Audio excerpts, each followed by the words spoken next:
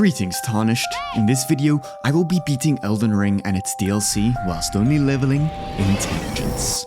To spice this run up a bit, I've also decided to do it in Elden Ring's Convergence mod, which means new and improved areas to explore, original and unique boss fights, and of course, a plethora of brand new intelligence-based weapons with which we can spank our enemies.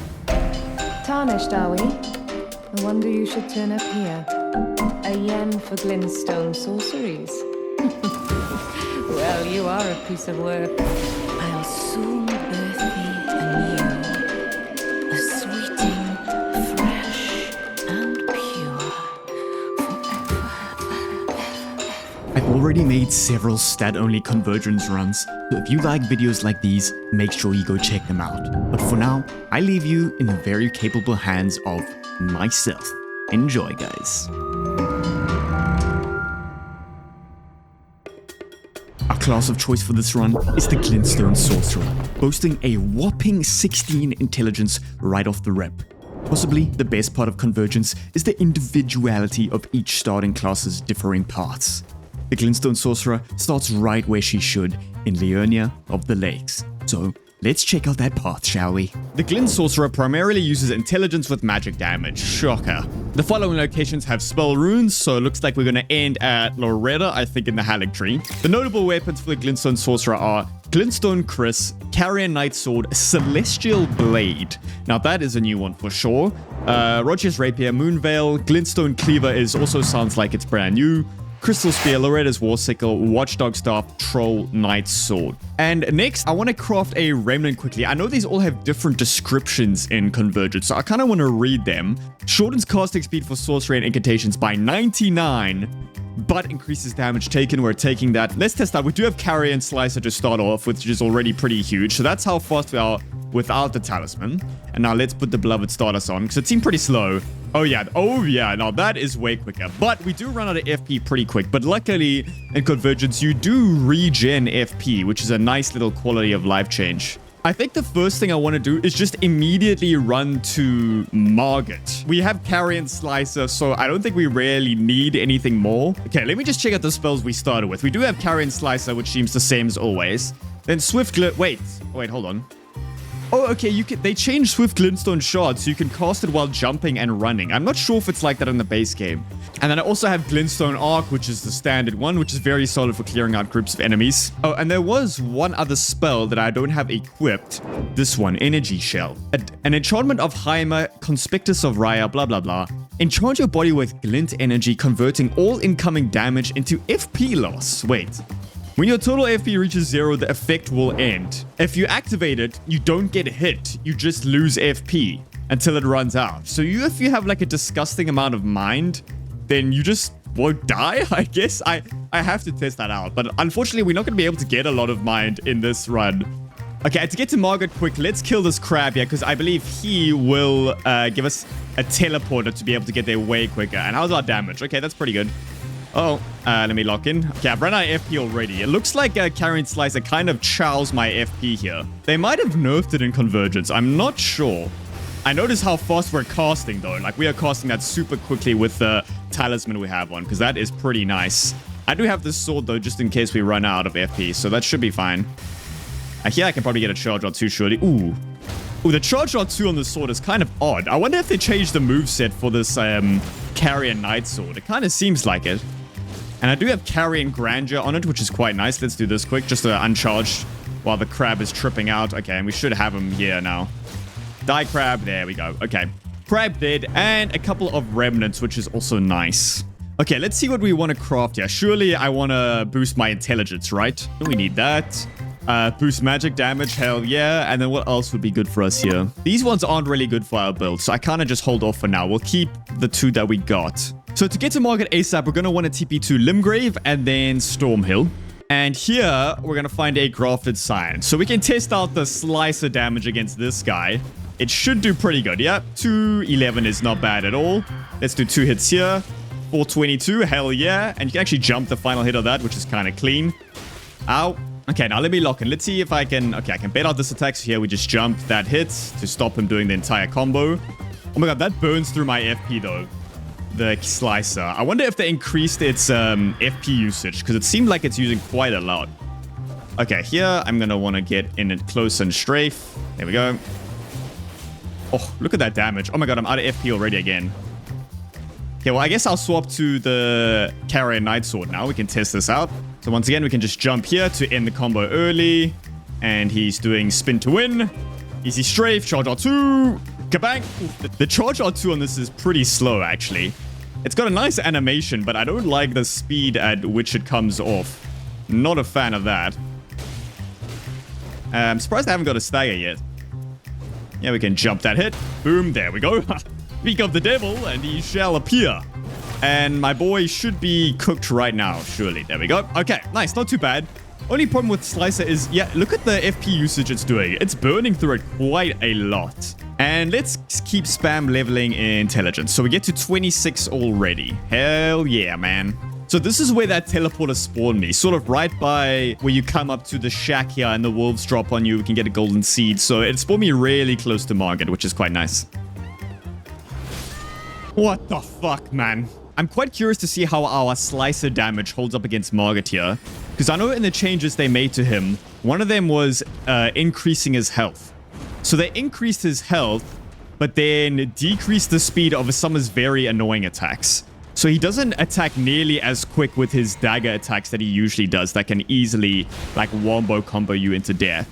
So it's some interesting changes, but Slicer usually does way more against Morgott. I mean, it's certainly doing good, but not as good as usual. And you see that. That attack is very slow. Way slower than standard Morgott.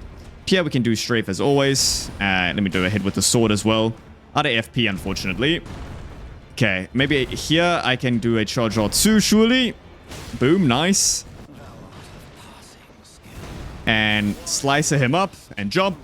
Nice! So see, this attack also is way slower. I mean, I got caught there because I'm not used to it being actually so slow. So the timing of that also, that attack usually really rinses people. But today, in Convergence, it's a lot easier to deal with. Which catches you off guard if you're used to Margot's moveset, honestly. And also, it looks like in Phase 2, he has more resistance. Because I'm not doing nearly as much damage in Phase 2. Oh, okay, no, I'm tripping. I am. I'm still doing good damage. Can just strafe there. Jump. No. And slam. And follow up. Yeah, it's much easier to deal with that wombo combo that he does in Convergence. So I kind of like the changes to Margit. Not bad by any means. This is still the same as ever. Tail swipe maybe. There we go. Nice. This is the one. Let's see if I can get the timing right here. There we go. Kind of got it. Yeah, that attack kills a lot of people, but it's much more manageable here. Okay, he's almost done those. Here we can get easy strafe. Let's do a grandeur, actually. Fully charge, maybe. Oh, yes, sir. Big stagger. Wait, that was our first stagger as well. I know I wasn't really using a sword, but that took a while. Okay, there we go. GG's Margit. It does certainly feel like Slicer is even faster in Convergence with the addition of this beloved Stardust. Like, I am casting this so quick, man. Okay, but before we go any further, there's something very important I need to do.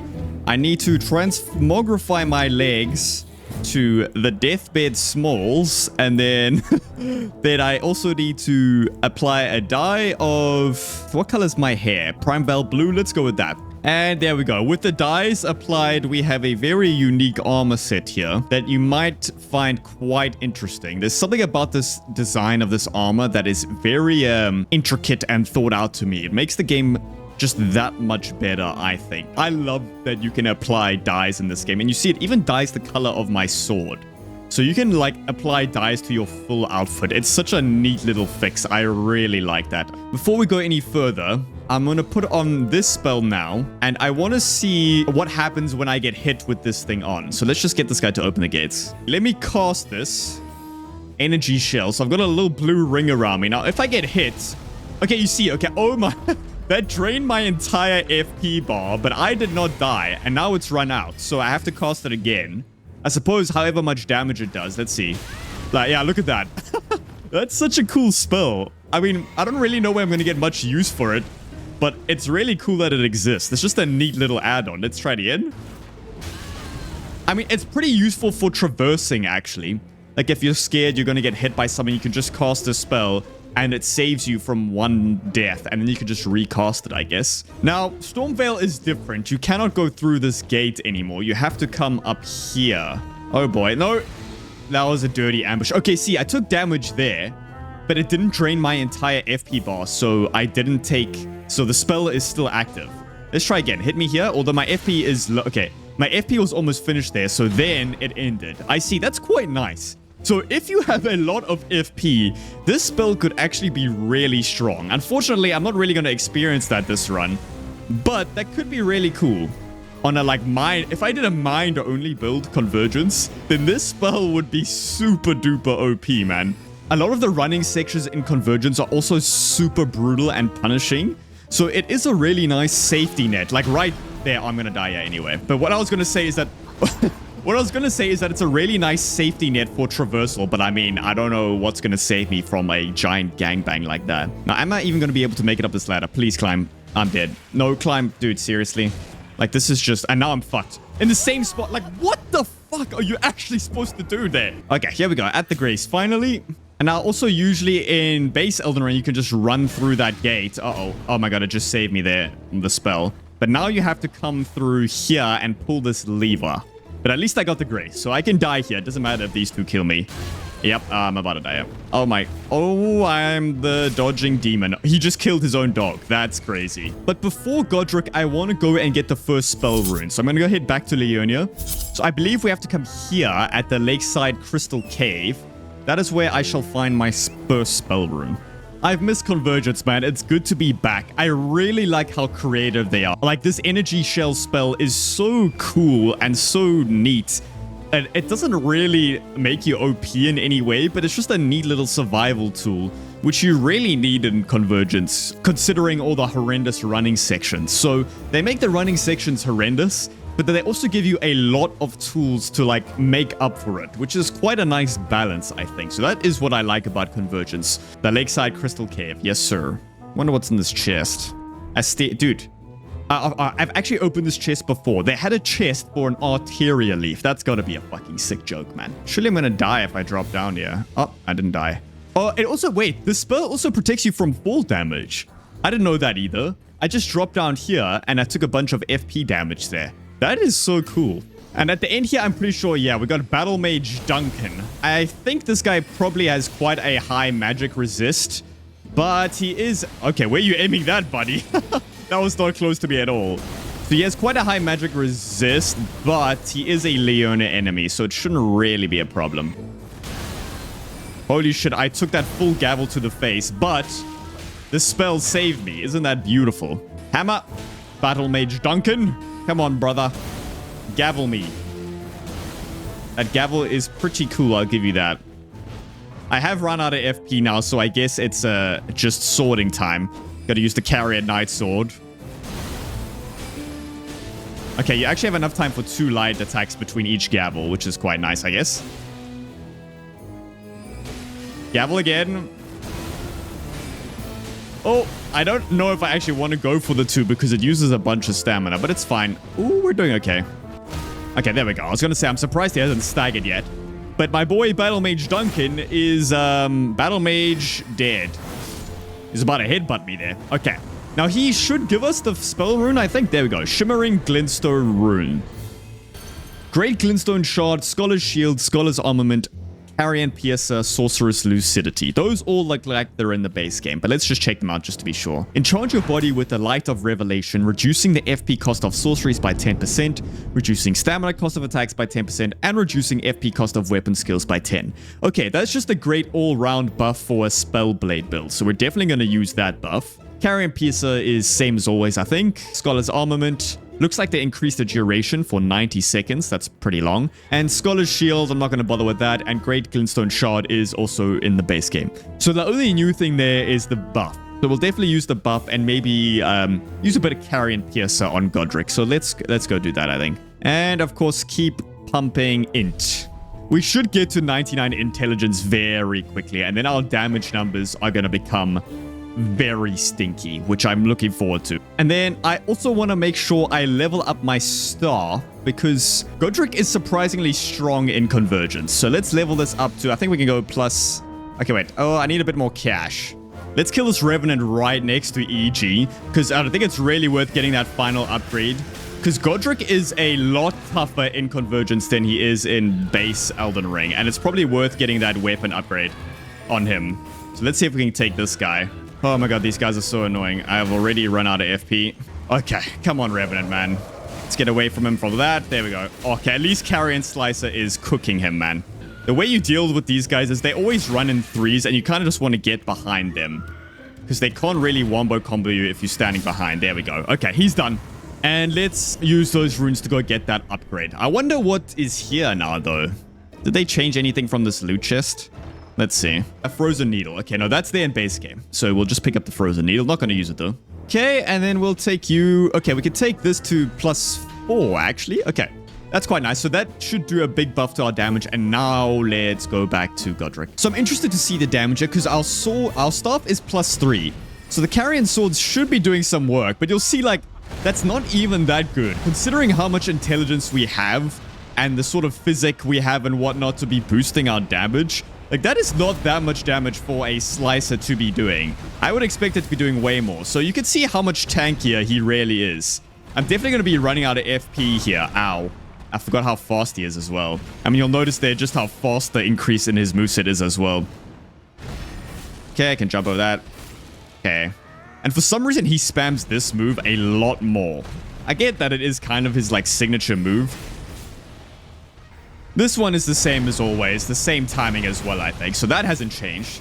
I'll try point out some other moves that have changed. This one, okay, if he does the follow-up right here, you'll see it. There we go. You see it comes off way faster. Oh, and one thing I love about Carrion Sword sorceries is how fast you can seamlessly switch between one and the other. I am out of FP here, though. So let me just go for some sword hits. I'm going to use all my FP pots before we even get to phase 2, which is not ideal. I missed completely. Okay. At least this attack is not affected by uneven terrain. So even when he's on the stairs, you can still jump like you usually would. And it doesn't make a difference. Okay. Another change right here you'll notice is how little time you have during this window. Ooh, big stagger though with Carrion Grandeur. But I mean, if he didn't stagger there, you would have seen that he recovers very quickly from that phase transition attack. And usually you have a gigantic window to do damage there. Okay, let's just keep wailing on him with Pierce here. And I no longer have any FP. I think we're just going to go with the sword. And the sword should be doing even worse damage right now, I think. Let's check. Yeah, that's pretty bad. That is not great. Charge R2. Okay, well, just standard R2, actually. Okay, well, I guess we're going to have to stick it out with this sword. At least we do have Carrion Grandeur, though, so I can maybe use it here. It's going to go for 2 charges. Okay, that's still very good damage on the Grandeur. And maybe I can wait for my FP to just regen and then do that again, I guess. Okay, here I can surely get a charge R2. Nice. Yeah, that charge R2 damage is not good. And again, I missed. Unreal. I was literally like right in front of them. Yeah, I mean, the range on straight swords is never really that good, to be honest. Oof, I just dodged that in time. Okay, I can do a Grandeur right here, I think, surely. Maybe fully charge? Ooh, I did get a fully charge off. That was some big damage. I might be getting a stagger soon, because I know Carrion Grandeur does do a lot of poise damage. Let's see. Oof, that was kind of close. Okay, charge onto here. Bang! There we go. There's the stagger we wanted. And I've regened a bit of FP, so we can do some... Carrion Slice here, surely. Okay, wow. It destroys my FP immediately, though. Yeah, I mean, the light attacks with this sword is pretty pathetic. Even a charged heavy did only, like, a sliver of his health. But I think they just gave him more health in general, so it makes less of a dent when you do hit him. I missed there. That is crazy. Yeah, I kind of want to finish it with a Carrion Grandeur, so I'm going to wait for a window to let me do a fully charged Grandeur. Come on, buddy. I can do an uncharge here. This should be enough, actually. Oh, it didn't. Oh, my God. It did not. He is literally 1 HP. Okay, here, surely. Okay, now I can fully charge it and just slam. Unnecessary. But why the hell not? Of course, Carrion Grandeur still slaps. But there we go. There's Godrick. And another great part about Convergence is that we can just equip Godrick's Great Rune immediately. And let's just keep pumping int, man. we can go to 37 already, which is pretty ridiculous. So now I'm heading to the edge of Raya Lucaria because there's a cave we can go into. I'm not going inside Raya Lucaria. I'm just going to the cave on the outskirts. And there we can get a very insanely awesome new weapon called the Celestial Blade. And I'm pretty sure it's just a duo Crystallian fight at the end. But knowing Convergence, they have changed up this cave a bit if there is a rune drop here. And then also after killing Godrick, we can now pick up this Graven School Talisman as well. Because for those of you who don't know, they changed all the weapon scalings and their damage numbers. So this sword would usually do physical damage, but it just does pure magic damage. And that's the case for most weapons. They don't really have that much of a split on most weapons. So that's good in some ways, but bad in others, because for Renalla especially, she has insanely high magic resist, so doing damage to her is going to be interesting. But we'll worry about that when we get there. Oh boy, this cave is already filled with a lot of enemies. This is going to be interesting. My god, Energy Shell just came in clutch and saved me there again. I'm going to use it. Oh my god, this place is scary. Dude, look how many just magic enemies there are here. Like, look at this. Oh my goodness, they definitely changed this up a bit. Okay, here we go. This is the same as air vibe. Charge R2 is the way. And again. Jump heavy. There we go. Stagger 1. And boom. And I wonder if these guys have high magic resist. I mean, Carrion Slicer still cooks them up, so probably not. There we go. That's one down. And charge R2 again. And jump intrude. Stagger him. There we go. Get sat down, bitch. And let's pierce him to death. Oh my god, the lock-on is cucking me. Okay, Piercer. Oh, good big Piercer damage. Fully... Stay where you are, buddy. I'm about to penetrate you with my big sword. And he should drop us the rune. There we go. Glowing Glintstone rune. Let's check that out. Carrion Greatsword, Thopsis Barrier, Shard Spiral, Great Blade Phalanx, and Carrion Acuity. Enchant yourself with the strength of Glintstone, increasing magic weapon damage by 5%, and each time you strike an enemy with a weapon, it restores 5 FP. Lasts for 3 minutes. Okay, that's just a solid melee buff. I'm not going to go out here. I'm going to keep going because at the end here is where we get the beautiful new sword. Okay, and here we go. This should be the beautiful, oh my god, Celestial Blade. Unique skill, Celestial Ascension. Invoke the power of the stars, imbuing the weapon with power. While active, your heavy attacks will use different techniques. Okay, that's quite nice. A single skill attack will cause you to teleport forward and cleave your foes with the release of celestial energy. I'm going to immediately upgrade this thing as far as we can. How far can we go? Okay, we can only go to +3, but that should be fine. Let's test it out here. So uncharged skill is just looks like an iframe dodge, and then you slam. That is pretty nasty. I like that. Then the fully charged version is... Whoa! That is... Oh my, that is nice. It makes such a cool sound effect. Ooh, okay. That's quite nice. Okay, this is the charged heavy once the sword has been buffed. That looks like the same as double swipe the Ash of War. I think that's almost exactly the same as the double swipe Ash of War, except the follow-up is different. So this is the charged heavy, that double swipe, and then the uncharged heavy... Okay, now I'm debuffed. Let's see the charged heavy. Okay, it's just a standard, like, greatsword. Okay, so this sword is already awesome. Now, I have a plan to use this. I also want to get to the end of Carrier Manor here, because there's a couple things we can pick up from Carrier Manor. And you'll also notice that Carrier Manor has changed completely in Convergence. It has gone through a nice rework, and I think Carrier Manor is one of the better reworks of all the Legacy Dungeon reworks. What is this? Cuckoo Knight Helm. We got the full Cuckoo Knight set. Why is Albus just spamming me with spells on the corner? What is going on here? Oh my, I'm stuck. Dude, oh my fucking god. Now, I pretty much have no idea where I'm supposed to be going. This looks really nice, though. Like, this is a very, very nice looking area. The original Carrier Manor is kind of underwhelming, so I do like what they've done here. I believe, yeah, okay, that opens that. Now we can just get back to that grace immediately. Now, I vaguely remember these crystals here exploding into a battle mage if I hit them. It's a crab, okay. Well, it looks like it's just a surprise on what the enemy's gonna be. But those random, like, bubbling crystals can just be a surprise enemy. Oh, get shit on, mate. Okay, I am very keen to, like, test out this skill, man. This is gonna be really fun. This sword is easily one of the coolest they've cooked up in Convergence. Look how nice it looks while glowing. Very similar to Dark Moon Greatsword, the way it glows like that. And it looks so clean. Okay, now I wonder what enemy is in here. Oh, wow. Yeah, you're telling me a giant could fit into that crystal. Sure, buddy. Sure. At least I can test out the sword a little bit. Oh, that charge R2 is so nice. That little double swipe. Oh, I love that so much. Our damages here is not great, but I assume this guy is insane magic resist. Oh, look at that. Die, please. There we go. Okay. And I remember in this one, there is a battle mage here. I am pretty sure. Let's see. Oh my, look at that slam. It does like a big stagger as well. Oh, that is such a cool... Oh my god, this sword is unbelievably awesome. The reworks they've done to most legacy dungeons are either hit or miss. Like, some of them, they increase the length very unnecessarily so. This one, Carrier Mana, seems like a little bit longer for sure, but not that much longer, whereas it's a, like... Not so much longer that it becomes a drag. And I remember here, there's like a huge gank that you like literally can't run past. Like, oh my god. That's such a nasty little trap there. 4 soldiers, all with shields, so you literally can't even run past. Also kind of like the Snow White aesthetic they went for. All the trees are white. It looks really good. Here we have our first Convergence original boss, Rhys the Carrion Paragon. This guy is an awesome boss. 10 out of 10 banger. Easily some of the best work.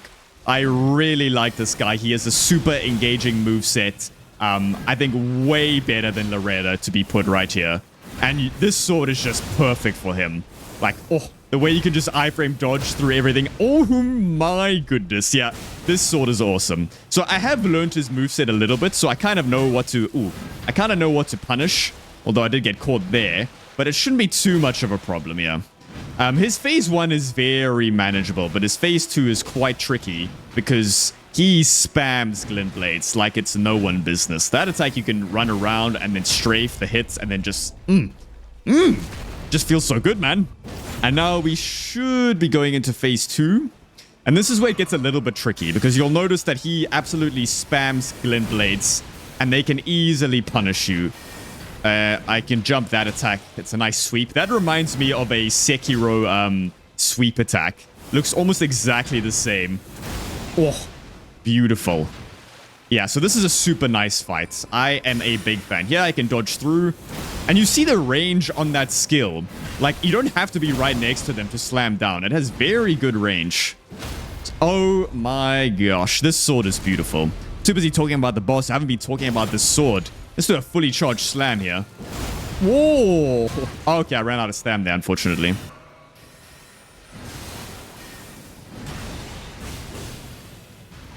So I thought our damage would be pretty bad here, because I thought his damage negation for magic would be pretty high, but it seems to be pretty good. No problems. My man is just getting cooked. Getting cooked. And then, I mean, that's it. He got absolutely cleaned up. This sword is so good. The way you can just... insta dodge and then slam. It's literally an instant dodge. It's not like a delay. You immediately iframe. So you can just time it to perfection. And if you know a boss's moveset, oh man, you can abuse it. It's super satisfying and fun to use. Now, I'm not actually sure where to go. Glowing Rune of Frost. Okay, this is where we get the Frost Witch rune. Okay. But I'm not here for the rune. I'm here for the sword you can get. Why am I hearing a dragon scream? No. Oh my. Wait, I have not seen that yet. Okay, I actually haven't been to this pod yet. That was pretty cool. And wait, is this the chest I've come for? I'm not sure. Is this the Sword of Cosmos? There it is. Okay, let's go. The Sword of Cosmos. And now I've never seen this thing at all. Wait, it's a light greatsword. No way. No way. Oh my god. Okay, wait, hold on. Let me read the description. Unique skill, Cosmic Stance. Hold the sword level. Okay, it's a stance skill, so that means we can buff that with Rellana's cameo, I assume, once we get to the DLC. Hold the sword level and prepare to unleash a gravitational energy. Follow up with a normal attack to call a large gravity wave around you, or a strong attack to sweep forward with a bursting gravity nebula. Oh man, I've got to try this. Okay, you hold it. This is the light attack. Okay, that's like the Sword of Darkness skill. Okay, and then this heavy attack. That looks like the same move as the Sword of Night and Flame, the Flame move. It's the same like sort of animation, but this time with the nebula. Oh man, okay, I'm gonna love this sword. And the fact that it's a light greatsword, Looks like the moveset is different too. Hold on. Oh, it's like the Wing of Estelle, where it extends the range by doing like a beam attack as well. Oh man, this is clean as hell. Oh my goodness. Okay. Holy shit, I'm like gushing myself right now. This is way too exciting. The Milady is my literal favorite weapon in the game, so having a nice, like, unique light greatsword is so nice. I am so stoked with this, man. Okay, we'll take it to +3 as well. Okay, nice. Wait, if you do a triple heavy, you do this double slash, and then, that's nice. And then obviously, you could do the standard light greatsword moveset here. Okay, that's the same as Milady, but this is new. The triple heavy attack. Ooh, that is nasty. Now, I know that Red Wolf isn't here, so I haven't been here for a while, but yeah, I know it's not Red Wolf. It's Bowles, the Carrier Knight. What an absolute legend. How you doing, Bowles? At least we can test out our sword here. Give it a proper try. I already get stomped on, though. Dude. Oh, I like that follow-up. That is a very nice follow-up. And Giants, as per usual, just get bamboozled by certain skills. Okay, let's try a Nebula here. Yeah, that Nebula's kind of nice. And then this. I mean, it comes off really... Wait, that was a very good chunk of damage for how quick that came off. Okay, hold on. Okay, stop moving. Okay, here we can use it here. Oh, that's a big chunk of damage. Oh my goodness. Okay, that seemed like more than Nebula. And Nebula was the charged version. Okay, maybe the light version is just better, I think. The charged heavies are just beautiful. That little... And then the follow-up... Oh, I missed though. Okay, let's just try this then. Oh, and again. Boom. I mean, it's very clean. And then let's just finish him here. There we go. Okay. Bowles, let me finish you with the repose, buddy. And good night. I mean, he is just a standard giant with a bit of glint blade, so he's not too bad. My character actually looks cool as fuck right now. Look at me. Oh, look at that. I can't remember if they changed here. This looks slightly different. There looks like a lot more crystals than usual. But I'm wondering if it's the exact same to get to Renalla. Okay, Moongrum is still here, so I know exactly what to do with him. I must remember that I can't wield my sword. So as soon as I parry, I must swap to two-hand and then riposte. And oh yeah, look at that. And now let me try this cosmic stance skill on him. Oh, that's pretty strong. Okay. Oh shit. Yo, he blocked it with the parry. Okay, he didn't parry me, but he blocked most of the damage. You cheeky little fucker. Okay, well anyway, he gets clapped by the Milady equivalent. Now, I wonder, can I not go through here now? Maybe not. Wait, who the fuck are you? Glyn Sorcerer Bree? You are not a normal NPC here. Uh-oh, there's a lot of enemies around here though. Oh boy. I gotta lock in. Night Rain. Night Rain memories coming back to me. Okay, what? Okay, she's using Dragon Breath. Okay, wait, hold on. Oh my god, I'm getting cucked. I'm getting cucked by the Cocoon Knight. I don't know why that was so funny. Wait, where'd the NPC go? I lost her. I hear her from... Dude, she was hiding from me. She disappeared. I don't know where the fuck she went. Then I just hear dragon fire from behind me, and I thought, oh, fuck. Can the range of this projectile reach her? Okay, she does dodge it, but that looked like it could have. Wait, is she gonna fall off the map? Wait. What is she... Oh my god, she's stuck. I'm scared that that's gonna hit me. Oh. After all that, man. And all she dropped was the glintstone staff. Wow, what a waste of time. Okay, is this the Grand Library key? Oh, there we go. Okay, so here's the Grand Library key. Honestly, that makes kind of a lot of sense. And an enchanted remnant. And this is probably going to teleport me somewhere close to Renalla, hopefully. Where did that take me? Oh, this took me right here. Okay, that's actually quite nice. Okay, that's not as bad as I thought. So I was originally a bit scared for this fight, but on the way here, I also noticed that the Sword of Cosmos does pure physical damage. So it scales best with intelligence, but it deals purely physical damage. So no magic damage, which means it's going to be perfect for Renalla because her magic resist is off the charts. And I was worried that we weren't going to be able to do enough damage to her. Now let's kill some kids.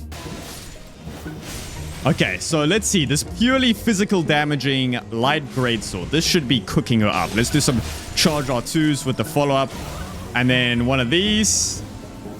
Oh, and this kills all the kids at once as well. That's kind of nice. Yeah, I won't one-cycle her. So we're going to have to kill some more kids.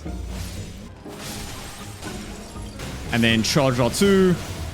Oh, that combo is so clean. Okay, we're going to get her in 2 cycles. Should be fine. Okay, there we go.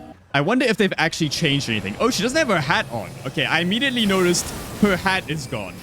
Okay, I mean, I already like that change. Goodbye, annoying weird hat. Okay. Wait, whoa, whoa, whoa, whoa, whoa, whoa, whoa, whoa, whoa, whoa, whoa. I was not wait, there's 3 of her. Wait, okay, they did change her. I was not ready for that. What the fuck? I do not remember them changing Renalla. That was pretty cool, though. I wasn't really prepared. I didn't see what happened. But it looked like she split into 3 and then Comet assumed me with all 3. Okay, that still knocks you over, though. Does Blight usually... Wait, she doesn't spawn Blight, right? That's gonna be new as well. Okay, Renalla... Oh, shit. Well, that was new. That was pretty cool, though. Okay, at least I'm now kind of prepared for the triple Comet Azure. Which was pretty awesome, to say the least. I'm not gonna lie. Light Greatsword moveset just goes crazy hard. Okay, let's try the skill here. Oh, that knocks her over. Okay, it's GG. Okay, I mean, I think she has infinite iframes there. Okay, as long as I can just get close enough to do another skill, we should be fine. Okay, here we go. Nope. There we are. Yep, sit down. And... sit down again. Okay, you can just chain her with that. And again. Okay, now it looks like she's summoning more, but I think we just got her into a chain of death. Okay, there we go. Okay, well, that was much better. Turns out Cosmic Stance, the light attack, is beautiful. It comes off so quickly. That is what the Sword of Darkness should have been, guys. So let's receive equipment. Now, this should all be good for us. They've changed the look of the crown as well. I absolutely love that. Increases int by 2, mind and endurance by 1, reduces FP cost of sorcery. Okay, this just looks like a very good caster sort of armor. Yeah, it's really good. Increases int by 4, mind and endurance by 2, reduces FP cost of sorcery. Okay, super good caster build, so we'll buy all of these. And with this beautiful new caster armor, I think it's definitely time to go and pick up the next spell rune. Okay, to Old Palace runes, that's where we want to go. And this is just one of those ancestral spirits, if I'm correct. And she should pose no significant threat. Let's see what we can do with our... sort of the cosmos here. Okay, and that like micro stagger. So okay, she's cooked. Oh my goodness. Oh, she's so cooked. Oh my goodness, she's cooked. Although she does summon here. Okay, I forget that she summons some doggies. Okay, what if I do this? The doggies are dead. Yep. Okay. Oh my god. The fact that this is also a light grade sword just makes it that much cooler as well. It's got an insane Ash of War, and then the moveset itself is equally insane. I don't think anything would be able to compete with the Celestial Blade, but this is certainly giving it a run for its money, man. Okay, so this is where we're supposed to go for the 3rd rune. I assume there's a puzzle we're gonna have to solve here. May Erudition light the way. Is this an Erudition puzzle? Okay, let's talk to Thops, and he'll give me Erudition. Luckily, we already picked up the Glintstone key. Yes, blah, blah, blah. Okay, there. He gives us Erudition. Now, all we need is the crown. So, back to Rhea Lucaria. Okay, and it should be from this crab here. Die crab, and there we go. Okay, Karolos Glintstone crown. Now we can go and break the seal on the rise. So, I suppose I just stand here and... Rah! There we go. Okay, that was it. There we go. Shining Glintstone rune. Let's pop that. Oh, that was a lot of spells. Okay, this is standard Gavel of Heimer. Glint Beam Orb. This is a new one for sure. Conjure an orb of glint energy that fires a continuous beam at foes. Charging increases the number of orbs conjured. Okay, that's new for sure. We'll try that out. I've seen Guardian Golems use that move, so now we can use it. Loretta's Great Bow is standard. Carrion Phalanx is also standard in base game. Glintstone Comet Shard is also in base game. Okay, I'll put on Glint Beam Orb. The Primal Glintstone Blade. This reduces FP consumption of sorceries and incantations by 10%. Okay, and with no, like, debuff. Okay, surely we go with this, right? Okay, now I need to go to Altus Tunnel to get the next Somber Smithing Stone. And there's also another weapon we can find in the very same cave that has the Somber Smithing Stone. So let's go and pick those up. Okay, Glint Beam Orb on Worm Face. Do you hold... Oh, okay, that is very bright. You can cast even more. Okay, that's pretty... Oh my god, wait, that used like most of my FP. Okay, it's pretty good though. Just a constant flow of damage. It did a ton of poise damage. I barely even hit him and I staggered him. Okay, I can't get the riposte though. That was a lot of poise damage. Oh, no. There we go. Okay, got a stagger at the very last second. Just got him. And oh my goodness, the Death Blight almost had me there. Good night, Wormface. But Glint Beam Orb was pretty good. That did a surprising amount of poise damage. I had not even hit him. Oh, hello. Wait, what the fuck? Okay, NPC out of nowhere. Oh, wait, I remember this one. Be the Relentless. Unreal name. Let's see how she does against Glintbeam Orb. Okay, that just stun locks NPCs into next week. Well, that's good to know. Okay. Okay. Well, I know what to do every time we see an NPC now. Glintbeam Orb. That is the way. These, like, glintstone scraps are incredibly annoying. Okay, let me just grab the weapon. Doesn't matter if I die. Okay, there we go. Glintstone cleaver. That looks very cool. I'm definitely going to give that a... Okay. Fuck! Made at the same time as Glintstone Chris. This axe is blah, blah, blah. But that actually reminds me, I need to go pick up the Glintstone Chris as well, because that boosts our sorcery damage. Okay. Unique skill. Prime Veil Cascade. Lift into the air as the axe charges with energy, then cleave 3 times, each sending out an arc of glint energy. Follow up with a strong attack to send another glint arc, and finally plant the axe head into the ground, causing an upheaval of power. Wow, okay, well, let's try that. Okay. Oh, holy wombo combo. Now, this is still just duo Crystallian fight. Yeah, okay. Okay, does True Charge Heavy stagger him? It does not. That's unfortunate. There we go, okay. 2 charged heavies and then a light attack. Okay, wait, now let's try the skill on him. Hold on. Oh, you also jump in the air. Oh, okay, I ran out of stamina there because I couldn't do the follow-up. But it looks like you jump right at the beginning, so you can maybe time it so certain attacks that can be jumped, you can use that. Okay. Oh, man, that is cool. Oh, my goodness. That is very cool. It knocked over the guy in the back. Did you see that? The, like, the magic on the floor hit the guy in the back. That was pretty cool. Okay. Well, I have a feeling I'm going to like this weapon. But yeah, I have a feeling this weapon and I are going to be good buddies. There we go. Stagger. Oh. Oh my goodness. Okay, it looks like the effect that it leaves on the floor happens at quite a distance. So it doesn't happen on where you slam. It might not hit everyone the way you want it to. But anyway, there we go. We got Somber Bellbearing 2. Okay, now before going to Radahn, I want to go pick up 2 items. I want to get the Glintstone Chris, which is actually really close to me. And then I also want to get the Glintstone Asia Staff, which we can actually get on Asia's body. The same place you usually get Comet Azure in the base game. We can now get his staff there instead. Okay, that's got to be that on the floor there. Let's try the skill on this guy. Hold on. Oh my god. That looks like it does a ton of poise damage as well, because in 2 hits... he got staggered. Okay, this axe is going to be insane. I'm 100% using this on Radahn. Oh my goodness. And there we go. The Glintstone Chris. Let me actually check out what that does. This dagger increases the damage of glint sorceries by 10%. So I believe just holding this dagger, our sorcery damage will be increased. So that'll be a nice thing when we're going for like a full sorcery build. Okay, now let's go to Mount Gelmir. But for the longest time, I had no idea the Glintstone Chris had a follow-up attack like that. I only found out by watching some random dude's Night Rain video. I literally just thought this was it. And this was really strong as is. This Glintstone Dart. So I never thought it had a follow-up.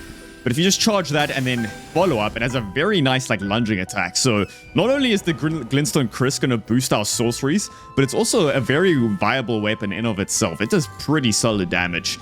And there we go. Okay, Azure's Glintstone Staff. Now, I wonder if this requires Somber Stones. So, completely unupgraded, this Azure Glintstone Staff has an S+ scaling in intelligence, which is pretty insane. Okay, there we go. We can take that to +5, and also take the Glintstone Chris to +5.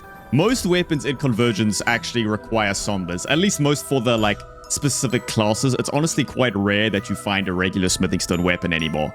And I'm sorry, Alexander, but I gotta do this, buddy. I need a new talisman from you. Wait, let's try this again. Okay, here we go. He's attacking me now. Oh, okay.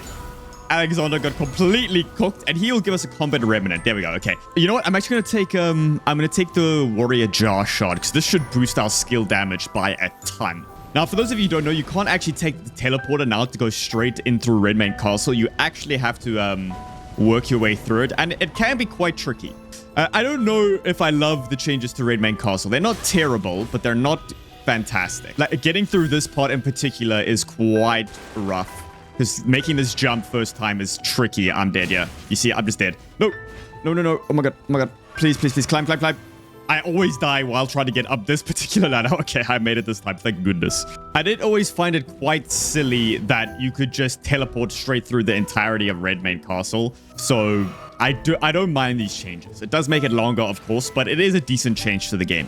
Oh shit, dude, please. No, no, no. fuck? And then, of course, here now there's a new boss. You know what? May as well cast the phalanx here just to keep up the poise pressure, because this guy is a bit of a poise demon. And it doesn't take a genius to figure out that this is a way better boss than the Crucible and Misbegotten duo, because this guy is pretty awesome. Very thematically appropriate as well. Oh, and look at that skill. That skill is nasty. Yeah, so I like this guy. Oh, big stagger there. I forgot, dude. The poise damage of Prime Bell Cascade skill is quite a lot. Like, I was building up poise damage very quickly. Oh, shit. Hold on. I gotta lock in here. Okay, we can do it again here. Right at the end. Bang, bang, bang. Very solid damage as well. And I'm sure this guy has high magic resist too. But yeah, it makes it even better that he's just holding the Rune's greatsword as well. It's always so weird that the Misbegotten is not even using the sword that he drops. Oh, look at that. Beautiful. I definitely don't have enough time for the follow-up, though, so I'm just going to stick with the... Ow. Okay, luckily that doesn't damage me. Okay, here I can also just strafe and then bang. What you doing, buddy boy? Yeah, room for charge out 2, surely. Stagger, maybe? Nope. Maybe stagger now. Oh, that was kind of close. There we go. There's the stagger. And my boy should be getting cooked very shortly. He does recover very quickly, so I can't do the skill right away. Oh, like there. Oh my god, if I didn't dodge through that, I was dead immediately. Can also just strafe that, and he should be dead here. There we go. Good night, Dak. Very nice boss, I think. Thematically appropriate, decent move set, pretty good soundtrack. Just all around very solid enemy to have right here, so I'm always pleased to fight this guy. And now it's on to big boy Radahn. Radahn has not changed too much compared to base game. There's only 2 noticeable differences, and the first is that you spawn really close to them like we did just there. So you can't do the thing where you sort of run away from him at the beginning and then like get him to despawn and force him to use his bow. And the second just happened right there. He can actually pull his bow out during the fight, which he does not do in base game. So that's another change, which I kind of like. I mean, it's basically just a free huge damage window, because every time he pulls out the bow, if you're chilling underneath him, it's pretty much free damage. That attack I like to crouch and then jump. It's a pretty nice little neat trick you can do. And here we're going to go standard ever. Just go right behind him. Probably spam the skill here. Should stagger. There we go. Big stagger. Then we can do the follow-up. Now, do I have enough time to go and grab the riposte? That is the real question. Surely. Oh my god, that was close. I just had enough time. They may have even extended the period that he's staggered on the floor, because I felt like that was a bit longer than usual. I might be tripping, though. I'm not sure. Okay, here. This fight actually stresses me out a bit. I find it a lot harder to do hitless than most, like, even DLC bosses. This is not an easy hitless fight by any means. For some reason, he just always clips me with those gigantic swords of his. And there we go. You see again, I just get a huge window for damage whenever he does the stupid bow attack. Okay, and he's back. Now, please do the attack I want. Yes, good boy. I can punish this for sure. I can maybe do the follow-up as well. I don't know if I have time for that. Okay, I just do. Okay, huge stagger there with the follow-up. Okay, come on, riposte. Yes, let's go. Very nice. Now, that is a fantastic start to phase 2. Oh, that was pretty close. Dude, that double sword slam catches me out so much. It's one of the most annoying attacks in his moveset. It is incredibly annoying. Okay, he's throwing. This might be a GG here. This might indeed be a GG. Okay, here, another charge or 2, surely. And can maybe do a jump heavy here. Back up and then jump. Now, good. Are you double slamming little fucker? You cheeky, cheeky bugger. I hate that double slab so much. Okay, here we go. He should just be cooked here. Let's just finish him with the full combo. And good night, Radahn. Okay, now I'd like to get the final spell rune from Leda in the Halleck Tree. But of course, Halleck Tree is a bit of an endgame area, so I do want to go to Consecrated Snowfields first, just to get some extra bell bearings, so that we can really push our weapon levels a little bit higher before going to the Halleck Tree. Easily the best part about Convergence is this. I can just TP immediately to wherever I want. So I'm now in the mountaintops without ever having fought Morgott, which is just so nice for repeat playthroughs. Takes away a lot of the tedious nature of running around on Torrent repeatedly. So that is a welcome change for sure. Now, I've fought these guys quite a lot playing Night Rain, so we shouldn't have too much problem here. Though he's quite highly scaled, being in the mountaintops, so we'll see. I'm fairly certain he'll one-shot me. Oh my gosh, I don't even know how that didn't hit me. Do a move I can punish. Not that. Can't really punish that. Can I strafe here? Yes, I can. Charge R2, maybe? Oh my god, that was close. I should not have gone for a charged heavy there. Okay, here I can do a Celestial Ascension. This should snag him. There we go. Big hit. Oh my goodness, that was a big hit. Should I go for another one? Let's just do the uncharged version. Okay, we're back up here. Can probably do another Celestial Ascension here. Charged version. And hit him. Oh my god, we both died. No, please. Please. Please just... Okay, I got him. I got him. And all the bell bearings are exactly in the same place in the base game. So we can pick up the Somber 3 from here.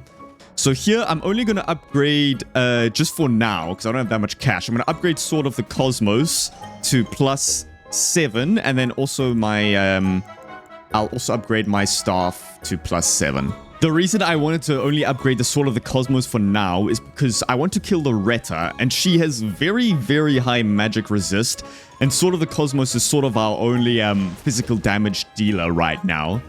And it's not even technically a part of the Glintstone Sorcerer set, the Sword of the Cosmos, but I just wanted to pick up all intelligence weapons, because I wasn't specifically doing a Glintstone Sorcerer run, I was just doing an intelligence run. And you're probably wondering what I'm doing here at the Windmill Village. And believe it or not, this guy actually drops a teleporter to the Haligtree. So you no longer have to go through consecrated snowfields. You can actually go straight from the Windmill Village, which is quite nice. I am a fan of that. And you know what? I haven't been using a caster build at all. So I'm going to test out some of the spells here.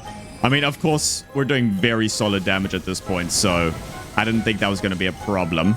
Let's drink some FP. Also got the Glintstone Crisp to even boost our damage even further. So we can do some Glintstone Crisp spam here. Going for a bit of a Spellblade right now. Let's do some Great Bows while he goes into the phase shift. Okay, here I can just wail on him a little bit. And here, let's do the follow-up of the Glintstone Crisp. Oh, that's pretty nice. It doesn't do that much damage. Granted, I didn't fully charge it, but it is pretty fun to use. I like a gap-closing sort of Ashes of War. Okay, here let's just back up and spam him with some magic. Charge Glintstone Combat Shard. Yeah, I mean, Glintstone Combat Shard is just massive in terms of damage-wise. Okay, let's just dodge through here. And here I can do the follow-up, surely. And you're dead, bitch. Nice! So we gave the caster build a little bit of a try. We're still going to do more casting later on, especially with the Glintstone Crisp combo. It's quite nice to just have that quick dagger in the right hand, boosting your damage, and then be able to just cast in the left. I do love the Spellblade sort of builds, where you have a weapon in one hand and then the staff in the other. Basically, the Gandalf build, I like to call it. And you know what? I might want to use the Rune's Greatsword later, so I think I'm going to get this Star Scourge Heirloom, because we're going to need all the boosts to strength we can get if I want to wield that. So I'll pick that up, maybe use it later, and then I'm also going to get this Graven Mass Talisman too. And you see here, this teleporter will now take me to the Haligtree, if I remember correctly. And here we are, you see? That easy to get to the Haligtree. No need for the medallions. There's no medallions in Convergence. No Dectus medallions. I'm actually going to unequip the Beloved Stardust. I don't want to be taking damage, because I've tried to get through the new and improved Haligtree before, and it was something, all right. It is not easy by any means. They've added a ton of new, like, surprise enemies and just surprise, like, fuck yous here and there. So I really gotta sort of lock in just for the run through. Yep, you heard that correctly. And there's this cheeky little omen hiding right here that tries to kick you straight off the edge. Imagine just getting kicked straight off the edge. Insane. Okay, let's keep going. And there's Clean Rod Knights added here as well, which is quite nice, I think. Oh, that skill is so good. You saw how many people I just knocked over there. Oh my goodness. Dude, seriously? Through the fucking wall, man. Now, this area here that's usually filled with the battle mages has become 10 times worse because, yep, you guessed it, pests. It is absolutely filled to the brim with pests, which is way worse. Everyone knows that these guys are some of the most horrendous enemies in the game. So I gotta make sure I actually kill all of them before I try to run through here. Otherwise, oh, get cooked, buddies. Otherwise, we're going to be in for a rough time. You see here, usually it's the two battle mages, but now for some unknown reason, I guess their placement makes sense, the pests, because they are like creatures of rot. So their placement makes sense, but they're still annoying as fuck. All right, and here nothing has changed. We still got same old Loretta. And I'm kind of glad that this is the only version of Loretta in the game. The spectral one was a bit sort of cheesy, and they replaced her with such a nice boss in Rhys anyway. It also just makes Loretta that much more special, because she is a pretty cool boss. So I'm happy with that. Oh my god, I staggered her already. Okay, let's do one of these. Oof, the damage on this is so good. Oh, it also like stun locks her. That skill is so much better than the Nebula version, honestly. The like sort of darkness sort of variation is much better than the other stance. So I don't really end up using the other stance. I'll try to do it though. When she goes to a phase change, I'll give it a try and see how it does. Or maybe here. Let's try it here. Okay. It's not bad. I just think the other one is so much better. Just micro staggers her out of so many things. Oh, look at that. And then the light greatsword moveset itself is just so good. I love it so much. This weapon is easily becoming one of my favorite. I like the Celestial Blade, but this thing is just... It's just satisfying my light greatsword obsession, you know? Oh, I kind of messed that up there. And charge out 2. Here, we just do the... Oh, I was trying to do the strafe, but I got a little bit stuck on the wall. Okay. I mean, we're cooking her, man. We are cooking her up. Come on, Loretta. Okay, here, let's do one of these. And she should be dead very soon. Let's just go here. There we go. And good night. So let's pop this. Comet, Loretta's Mastery, Comet Azure, Renalla's Full Moon, and Anima Magica. So Anima Magica looks like the only new one here. So let's read this. Legendary enchantment. This effect never expires. Recast the spell to toggle the effect. Infuse your body with power, causing each glint sorcery cast to increase the damage of glint sorceries by 1%. Oh boy. This effect stacks up to 9 times. Okay. When you cast your 10th glint sorcery, previous effects are removed and you gain increased damage of all glint sorceries by 15%, reduced FP cost of sorceries by 20%, 20 FP regeneration per second, and additional poise for 30 seconds.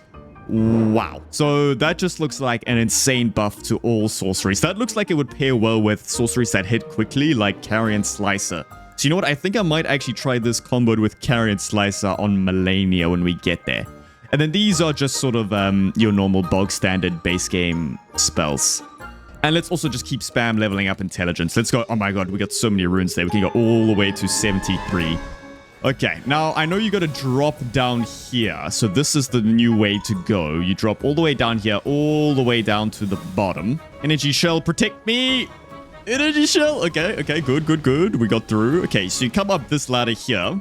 And then you run through here. And it took me so long to figure it out, but you actually got to run back up this tree route and just keep running through this room, which is very dangerous, by the way. And then somehow make it up this ladder without getting hit. Please. Oh my goodness, that was close. We made it somehow. Thank goodness.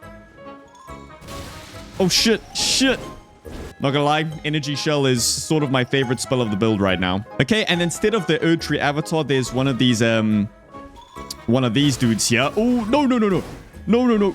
Oof, that was close. A lot of button clenching right there. You can kill me now.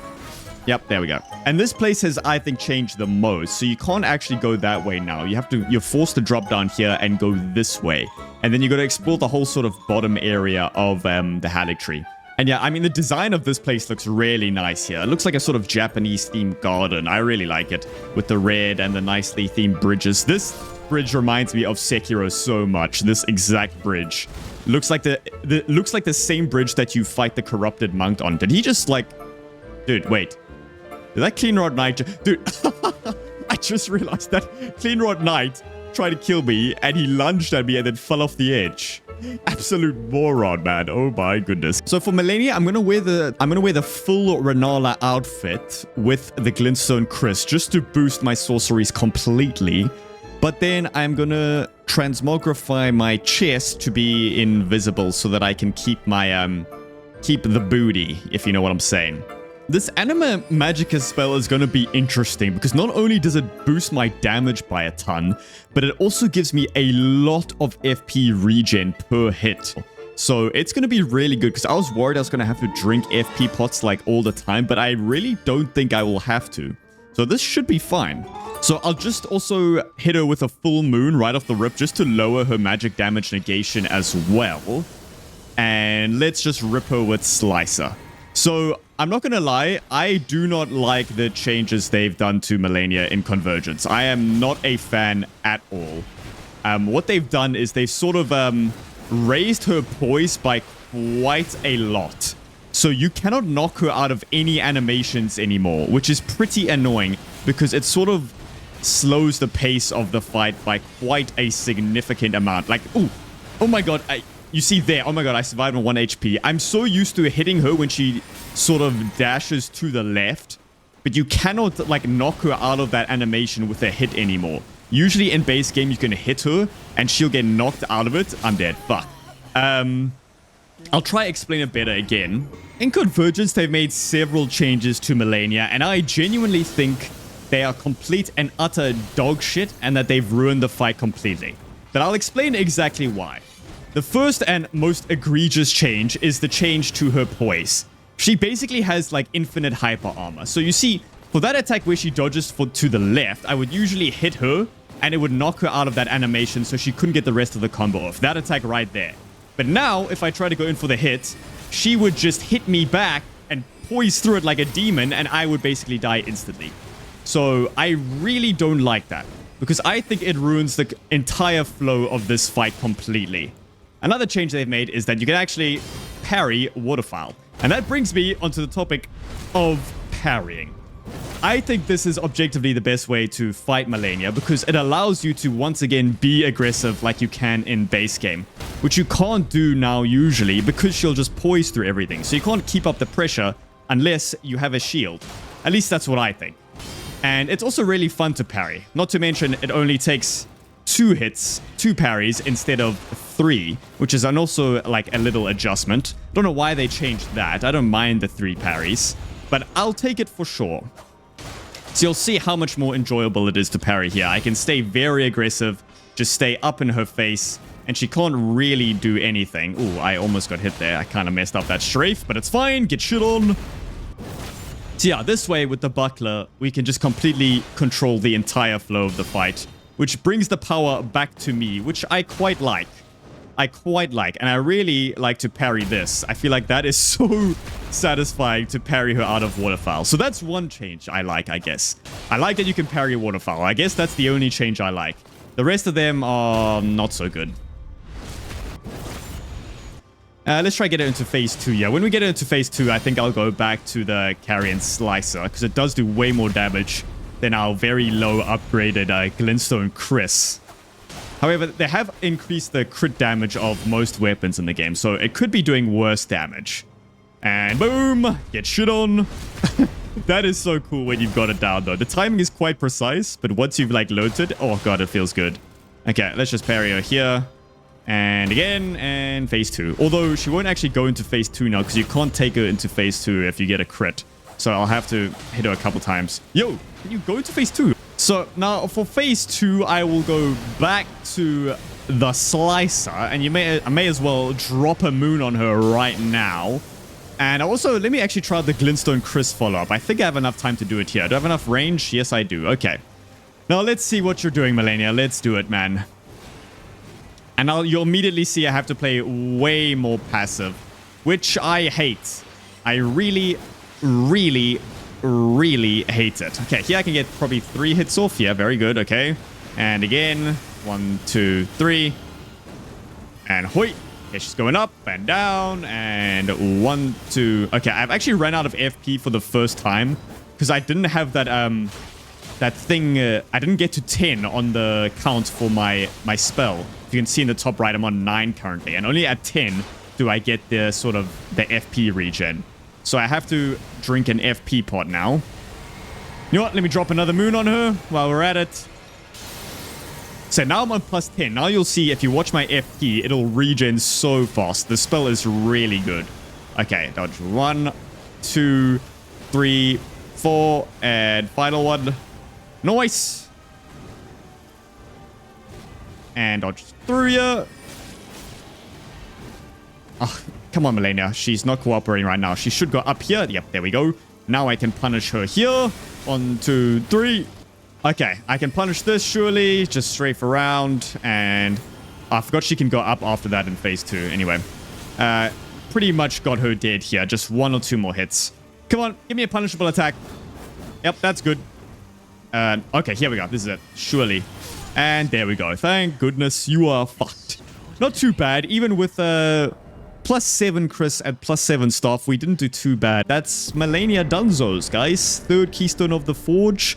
I wonder what you guys think of her changes. Do you like them or not? I think you have to, like, experience the fight yourself before you decide. So definitely fight her in base game, then in Convergence, and then tell me which one you think you like the most, because I know I definitely like the base game version way more. Yeah, now I want to go to the capital, but I want to go pick up a new weapon first as well, which we can get all the way back in Limgrave. So let's go and do that. And finally, with the defeating of Malenia, I can also get the Magic Scorpion Charm now, which just increases our magic damage by a lot as well, but of course makes us take more damage. So our magic damage is pretty high right now with everything we got going here. And to get this new weapon, we've got to go all the way back to the beginning of the game, to the very first step, where you almost go backwards to the tutorial area. Yeah, this is the place here, and usually it's locked behind a stone sword key, but not anymore. And as you can see, it's got a whole sort of underworld theme to it right now, which sort of gives some foreshadowing into what the weapon's gonna be.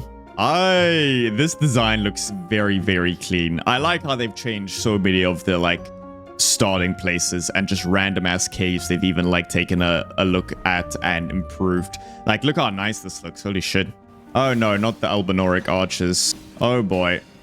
Oh boy, this area looks rough. Oh boy. Oh boy. I am 1 HP. Ooh, that was close. I don't know what this lever does, but I'm putting it.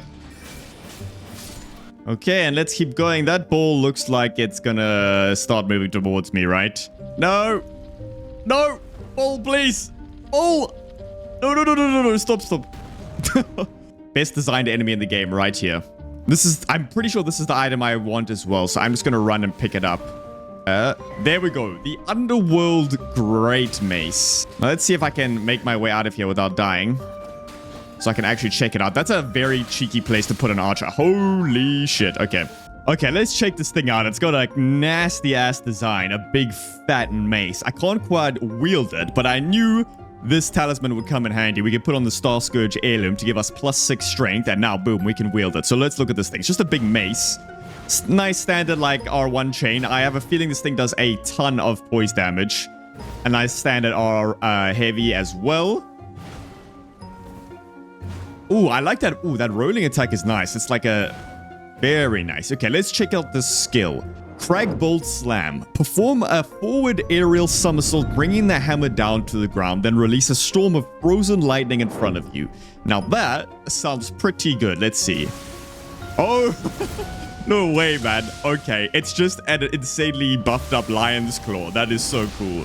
That is so cool. Okay, so just a better and more cool looking Lion's Claw. I will certainly be abusing that. And it also does frost buildup and blood loss. So this thing is going to be an absolute monster. This, of course, is getting upgraded immediately as far as we can go, because I need to test out this thing. Okay, we can go to +7. Okay, I just realized this thing does no magic damage. It does pure lightning damage. So I'm going to have to do like a full respec of our talismans here, which shouldn't be a problem. We can craft some stuff. You know what? Let me just put on... I'll take this off. We'll put on the Jar Shard. And we can craft this remnant that increases our lightning damage. Sure, why not? I guess we'll just craft this one as well. It doesn't increase it by that much, but we may as well just spec into this weapon while we're using it. Now we're going to teleport as close to the capital as possible, which I believe this is.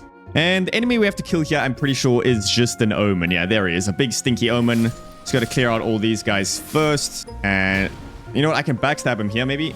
I missed the backstab. It's fine. Wait, these guys do Death Blight now. That is new. I do not remember them doing Death Blight. Okay, luckily he kills them for me. Okay, let's try out a Cragbolt Slam here. This surely micro staggers him. Yes, it does. And oh my goodness, damage. Holy shit.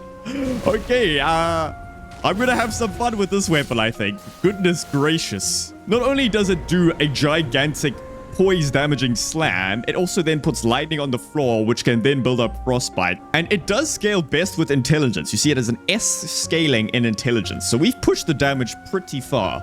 Got 854 AR right now. The enemy here is still Tree Sentinel, but they've made it so that he's not compulsory. So you can just run past the Tree Sentinel. But I kind of want to test this out on him. So I'm pretty sure the Tree Sentinel has pretty high lightning resist. So this should be interesting because this weapon does pure lightning damage. But I'm going to test out the damage here. And now let's slam on him. Okay, that's one. That's not bad. And then Cragbolt slam. I had to unlock there just to make sure it hits. Oh yeah, okay, that's pretty good. He's basically been stun locked. He's so confused as to what's happening. Okay, let's keep wailing on him. Stunned him again. Cragbolt slam. Oh, I mean, look at that damage. Got the bleed there. Oh my. That was kind of close, but I mean, look at this. Look at this.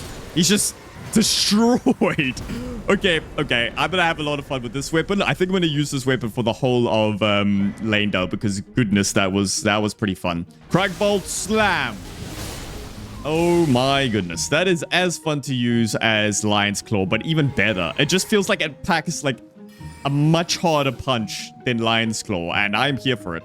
Now, Leda has changed quite a lot as well in Convergence. I don't think they really needed to change it, because it's very good as is in base game, but you'll immediately notice the dragon is not like in the middle anymore. It's kind of chilling on the outskirts there. So they moved the entire dragon, and towards the later area, you go on those routes in the background quite a bit more than you usually would.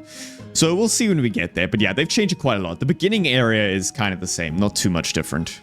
So usually in Leyndell, you end up going down this way to get to Goldfree, but now you have to come this way instead. Avoid this guy chucking poison at you, and you run up these stairs. So this is the way you actually have to go to get to the bosses in Leyndell. Hello there, and boom! Look at that. I feel like this mace actually does too much. It does a ton of poise damage, it bleeds, and it frostbites. Like, this thing is busted, man. Okay, yeah, and usually you come from that way up here, but now you actually got to go this way and run all the way around up till you get to this route, and then you will get to the boss. Okay, and then here you see you come up this route, and the dragon is kind of on the edge of the map here. You can't actually get to it. At the bottom of it, you can get the Bolt of Grand Sack. So you see the bolt there goes into the floor. That's where you can pick up a Bolt of Grand Sacks now instead of like halfway up on top of it. And now you got to deal with a sort of Haligtree situation here where there's a big giant bubble thrower. And then you run along here on this route and you just jump up here, and we should be near the end now. So the main reason I wanted to try out the Underworld Great Mace was for this moment right here, where I could go Great Mace v Great Mace against Sigur, the Knight's Captain.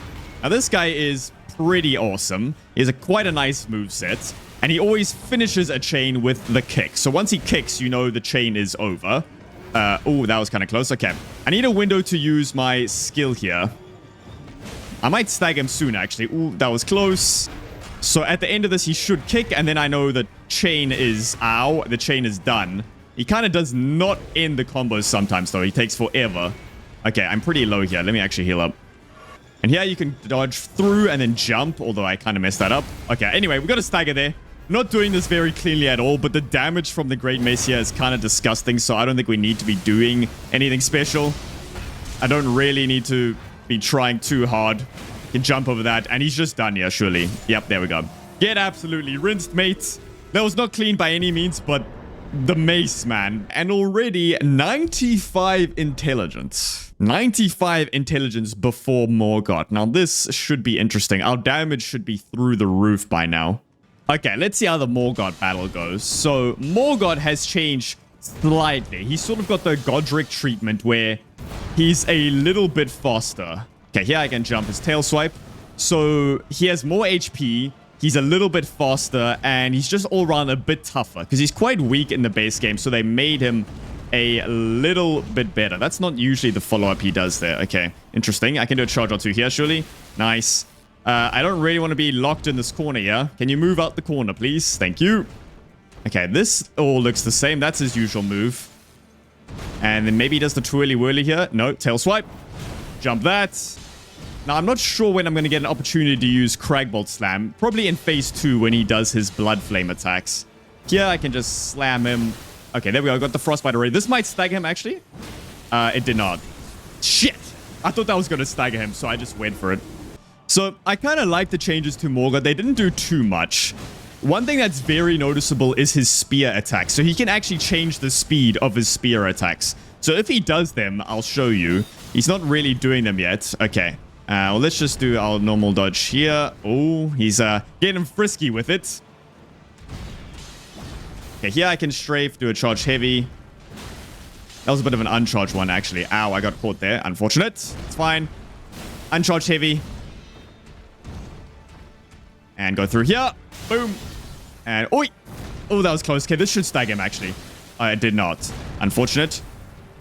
Tail swipe? No. Okay, this is going to stag him. There's no way it doesn't. There we go. This time it worked. This time I called it. Okay, let's knock him to the floor. And then let's go for Cragbolt Slam here while he goes to phase 2. Okay, I kind of missed the initial slam, but we got him there. Now, when he does the Blood Flame attacks with his sword, I think is... Okay, right here is a perfect time for Cragbolt Slam. Oi! Oh, look at the damage on that. Oh my, and the follow-up explosion. It's just too good. It is actually too good. And go through, yeah. Boom. My man's just getting cooked. He is getting cooked. Okay, and then easy charge out to here. Could maybe even go for a Cragbolt Slam there. Ooh, was not expecting that follow-up. Charge out 2 should stagger him here.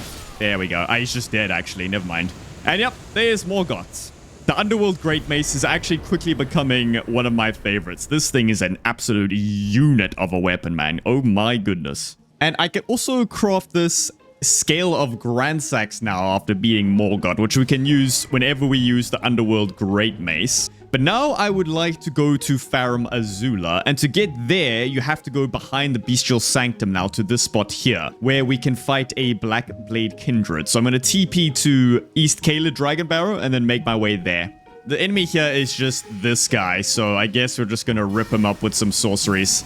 Let's do a little Raiders Mastery. And wow, that used like all my FP. Okay. Okay, here I'm gonna gavel his ass. Kaboom. Oh, that gavel does some pretty solid damage. Okay, here he's doing the most annoying attack in the game. Okay, gavel again. Oh, look at that big boy gavel damage. I mean, even my dagger is doing some good damage now. And he should be done. Yeah, let's finish him off with another gavel. And good night, Putrid Avatar. And here you go. You'll see it. Yeah, he's got a super... Like, this arena is super good. It's like a sort of Placidusax kind of arena. That's what it reminds me of. And it's nice and flat as well. And something I also noticed on the way here is when you cast Anima Magica, you don't actually need to hit a spell for it to start going all the way up to the count of 10. You can see here, I can go all the way up to 10 before the fight even happens. And then my FP will regen an insane amount. So there, I can go up to 10. And now you see how quickly my FP is regenning. It's actually quite ridiculous. So the Kindreds only have one weakness in the entire game. And it just so happens that we have access to that weakness in abundance in the form of magic damage. I mean, look at that. These guys get absolutely rinsed by magic damage, and there's sort of nothing they can do about it. It is pretty cool that they at least have one weakness, I guess. Okay, let's just slice him here. I missed all of those. Unreal. Let's try again. I kind of want to gavel him somewhere, but I just don't know where there's a good opportunity. He doesn't really give that good windows to do a gavel. I don't have here because he might follow it up. Okay, here we go. I can do a gavel here, surely. There we go. That's a nice gavel. And, okay, let me just stick on the gavel. I like the gavel. So let's, can't do it here. Okay, I'll go for this in the meantime. I probably could have done one there, actually. Let's just slice him down. I gotta finish it with the gavel at least. Oh, you know what? I could also use the Glintstone Chris. Okay, here we go. This is what I want. I can jump here and then slice him. That's quite nice. Oh, now look at that. Now, yeah, we gotta finish it with the gavel. Surely. I gotta hit him with the big old bong stick. Okay, here we go. This is it. And good night. There we go. Easy. I mean, the magic damage on this guy was just too much for him to handle. My boy just got rinsed. And look how cool this is. So you gotta examine this sort of like lightning rune here. And this will take me straight to the crumbling Farum Azula. I think this order of doing things is a lot better than the base game. It also makes logical sense. I don't understand why you have to beat Fire Giant and then the Forge randomly teleports you here.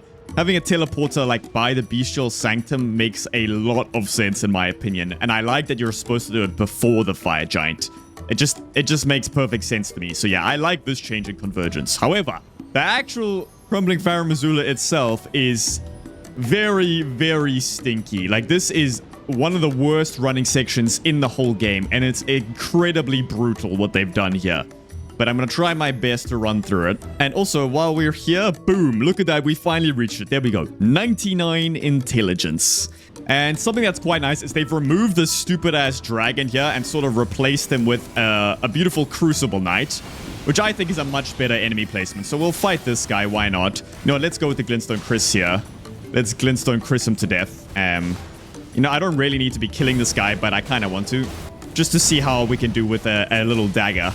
Can jump this hit. Boom. Boom. This dagger is not doing too bad damage. It's not, it's only +7. Daggers in base Elden Ring are just not that good. I wish I had the Duchess moveset right now. Okay, there we go. We got a stagger. And he is now dead. I wonder how many runes he gives me. Is it as much as Night Rain? Let's see. 7,500. That's not nearly as much as Night Rain. You know, I see a legendary item there that I actually have no idea what it is. I kind of want to go grab it.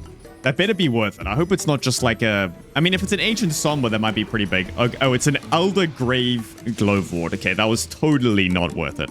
So the beginning section is not too different. And here, of course, the bell bearings are all in the same place. So now we can upgrade our weapons a bit more. And this is where it gets a little bit tricky and different. Ah, fuck. There we go. There's the first death. You absolute buffoon, Max. Oh, dude, fuck. Are you fucking kidding me, man? Like, holy shit. So this is one of the nasty changes they've done here. Like, dropping down this hole, you think you finally safe from all the shithousery, and then bang. You just get jump scared by this guy out of nowhere. And the only reason I actually dropped down there is because... Oh my god, oh my god. The only reason I even did it this time is because I knew I had energy shell just to protect me. So I was just relying on energy shell to save me there. Hello, pots. Dude, am I actually going to get murdered by pots? No, no, no, no, no, no, no, no, no, not the pot gangbang, please. I'm stuck. No, no, no, no, no, no, no, look at my HP. I almost just got gangbanged by 3 pots. That's brutal. No. Oh, no, no, no, no, no. I fucking... Dude. It turns out this is the one place that no matter how many times I've done it, I still just die to it. Like the other places, I sort of learn what to do. But this one, I still just die no matter what. Like, I've just been getting cooked in Farum Azula. This is the worst place that they've adjusted. It's just very, very rough to deal with and get through. What the fuck, man? I just insta-die. They both throw through their spear at the exact same time. Yeah, okay, wait. I remember. Okay, this is it here. I just got to go here. And now we're going to be at... the so-called Godskin Duo, except thank goodness it is no longer the Godskin Duo. Alright, and here we have the far superior replacement to Godskin Duo. We got Seera, the Blade of the Ancients. Now, I've always liked these Elder Lion enemies, so the fact that we get like an upgraded version of one is pretty cool, and I am definitely a fan. Honestly, anything instead of Godskin Duo was going to be an upgrade, so I'll take it for sure. Oh, that was kind of close. Okay, let's lock in a little bit here. This guy... has a pretty interesting moveset. Nothing too special or different to the standard Elder Lions.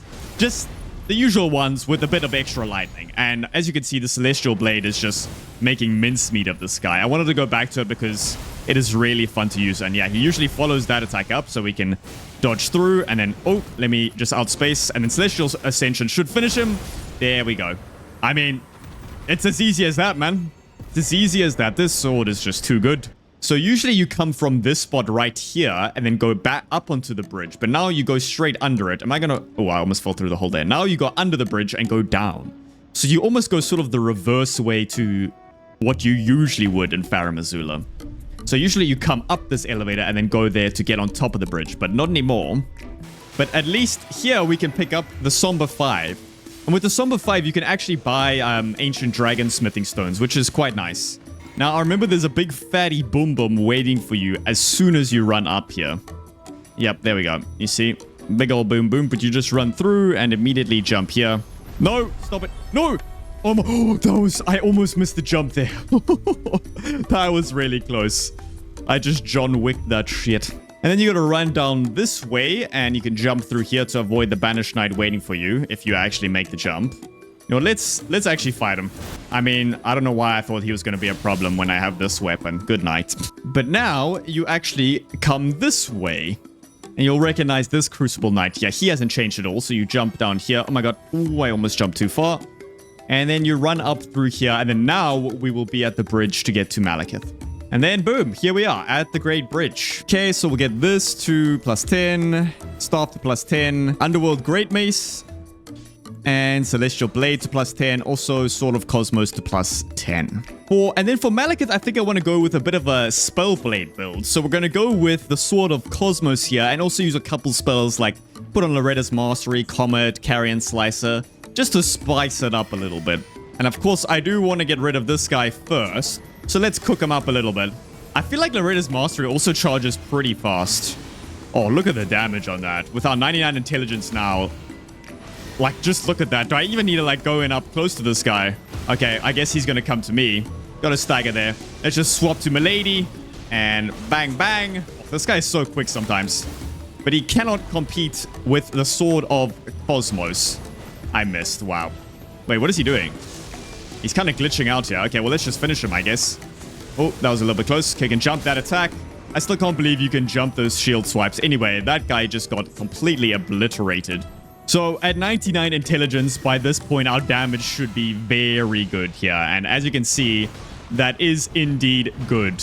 That is very good damage. And let's just bring out the Light Greatsword, man. I have missed using this thing. I've been waiting for it. Okay, here I can do a Cosmic Stance, maybe.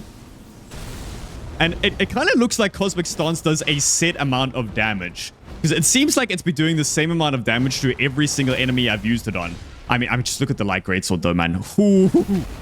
I mean, that was... Tell me that's not the cleanest Gorag kill you've ever seen. Okay, now into phase 2. I don't know why on earth I spawned behind that pillar. That was pretty random. I guess we'll take it. Okay, here I can just charge heavy. And we'll dodge through here and strafe around on the charge heavy. Nice. That was a little bit close. Okay. Come on, Maliketh, let's go. And here I like to just run back and then preemptively charge out to him. Very nice. Ugh, that roar always catches me sometimes. You kind of got to roll, like, through it, not backwards. Because if you roll backwards, you get caught. And oh my gosh, look at that.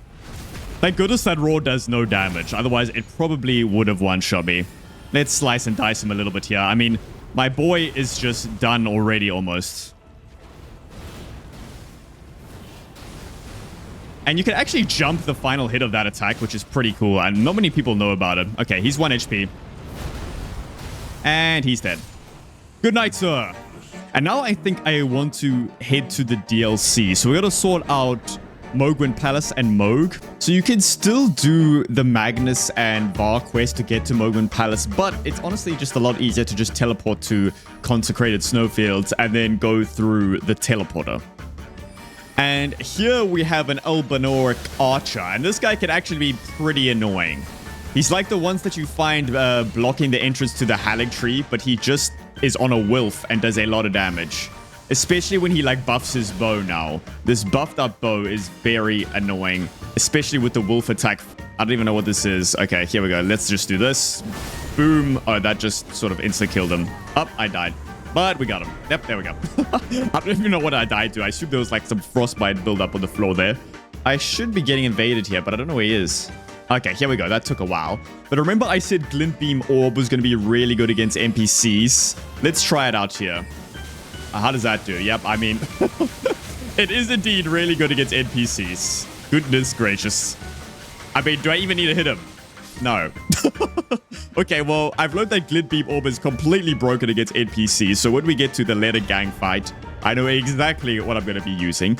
And here we arrive at the new and improved Mohg Palace. Now, unlike Farum Azula, I like the changes to Mohg Palace. I think they did a bang-up job here. Not only with the design, but also the flow. It's not too long, but it is certainly longer than the base game Mohg Palace. And it actually doesn't matter which way you get here. So coming through the teleporter or using the Pure Blood Knight medal from Var's quest, you'll end up here. So you don't teleport to right underneath the castle anymore. You're sort of forced to go through Mohg Palace. And you got to come this way now, like down these stairs and explore through here. And they have this whole... this is actually my favorite part about the new Mohg Palace. It's this whole like Mohg sort of worshipping place right here with that really cool statue. I think this is so cool with all the blood fiends. Oh shit. Oh god, hold on. Thank you, energy shell, I guess. You'll see there is also a new field boss here, a Blood Flame Dragon. It's just sort of like a Ghost Flame Dragon reskin, but with blood theme, and I can't really be bothered to fight it.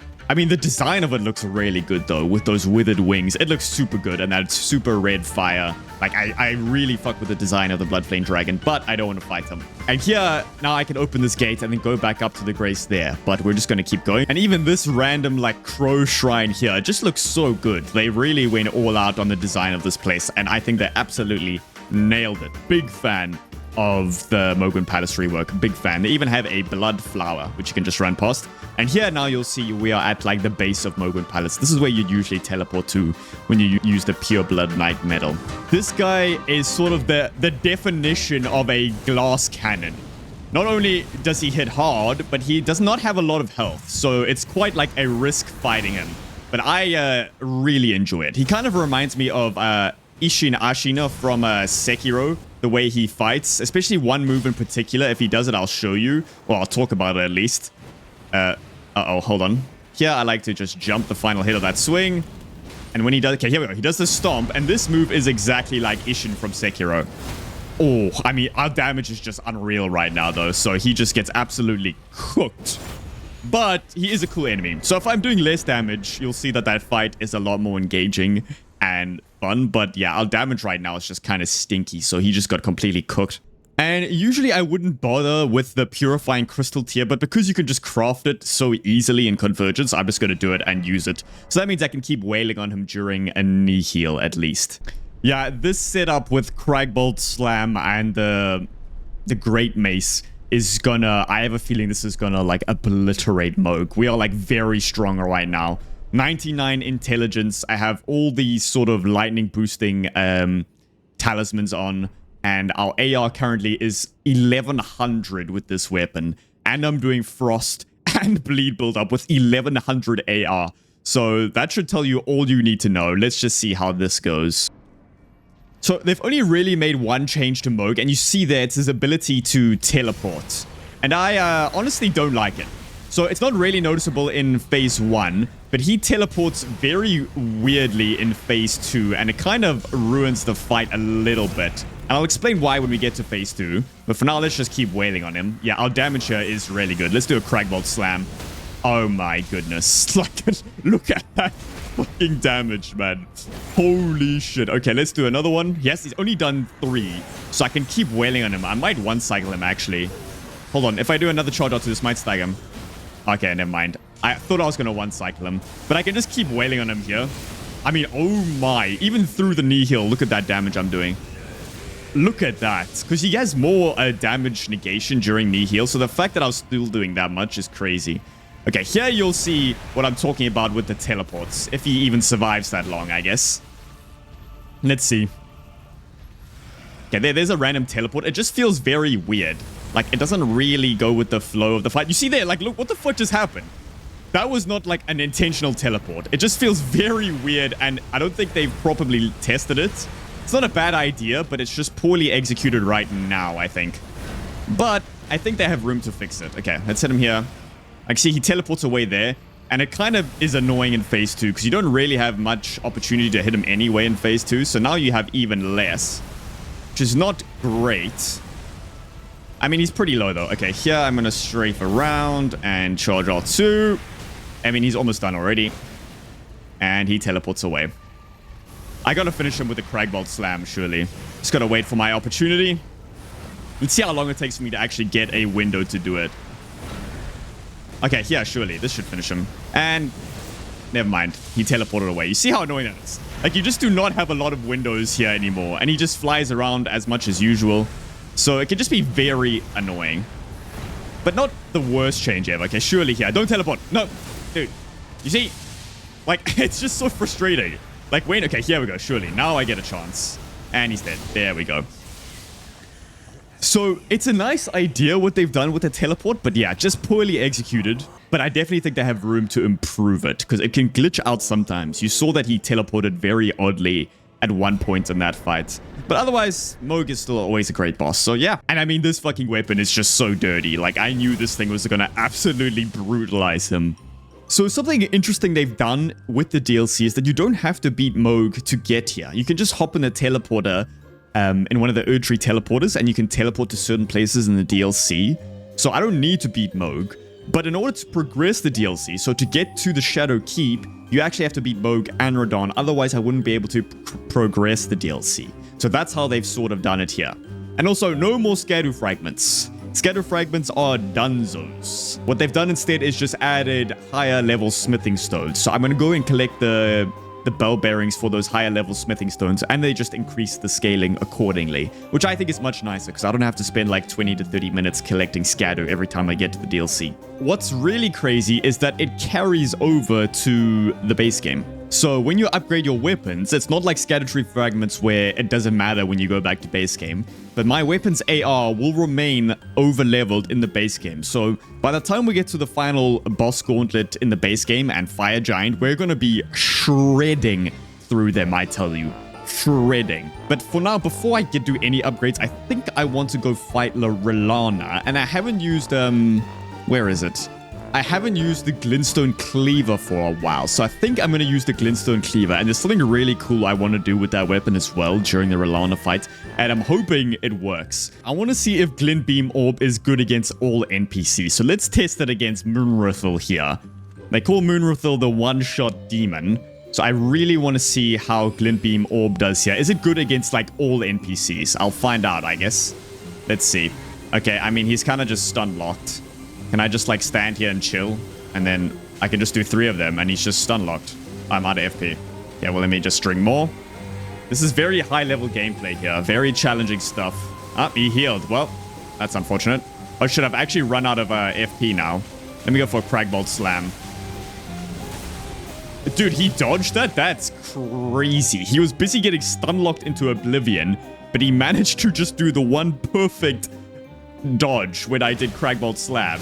Insane, Moonrathel, but you're still dead. Let's see here. Rellana's cameo. Yeah, there we go. Okay, so now we got Rellana's cameo as well. For Rellana, I want to go with an interesting setup. I want to use the Light Greatsword, because of course I've got to go Light Greatsword v Light Greatsword against Rellana. That's just a given, I'm sure you can all understand. And then I also want the Glintstone Cleaver, so I'm going to use this specifically for when she triple moons. I want to jump over it and then slam. Because I noticed immediately that you jump. So I have a feeling that when she triple moons, on the 3rd moon, I can jump it and then just finish her like that. So hopefully I can pull that off. Our damage is not leveled. So our weapon is not leveled to DLC standard yet. So our damage is not going to be amazing. I mean, that's not bad. So it's going to be all right. Rellana is relatively low scaled for the DLC. So I don't think it'd be a problem. And yeah, I just had to go with Light Greatsword v Light Greatsword. I mean, there's no other way, is there? It just has to be done. Okay, let's go, Rellana. I mean, Light Greatsword is just... It is the way of the world. This is the way to play the game. Bang, bang, bang. The way you can just chain heavy attacks into light attacks just makes me so happy with this weapon. Maybe stagger. There we go. Oh, luckily, I did get that stagger. Otherwise, I was going to get hit with the upward swipe. Just got away with it. Okay, Rellana's cameo here boosted. Let's see. Ooh, that's pretty good. That's pretty solid damage with the boost there. Okay, let's see if we can bait out the magic attack. There we go. And let's do it again. And strafe the final hit, and then bang, bang. I mean, this is going pretty good, if you ask me. Okay, now I wanted to do the moons so that I can use the Glintstone Cleaver at the perfect opportunity. Okay, come on, come on, moon. There we go, moon time. Okay, bring out the Glintstone Cleaver. Jump, jump. Okay, you can. Oh, I knew it would work. Oh, that is so beautiful. That is so beautiful. I missed the riposte, though. Oh, no. The riposte would have finished it so cleanly. I missed it. No. Oh, I died anyway. Fuck. Okay, now she should be going into moon. So I'm just going to wait for her to moon. Moon lady. Okay, here, surely moon. Okay, there we go. Jump. Jump. Cleaver. Yes. Yes, let's go. And then the follow-up. No. No. Oh, my God. That almost... Dude. Okay, now I'm going to try finish her with the full lightning build. Got all my lightning set up in the physic as well. This should be doing a lot of damage. Okay, 1 light attack. Okay, 1100 damage. That's quite a lot. Okay, charged heavy does how much? 2000 damage. Yep. That is pretty good if you ask me. Now, when can I use a Cragbolt Slam? That is the question. There is several good windows I can maybe use it. Maybe here? No. If she did the double swipe after that, then maybe. Okay. She didn't do the follow-up there. Okay, come on, Rellana. Give me windows.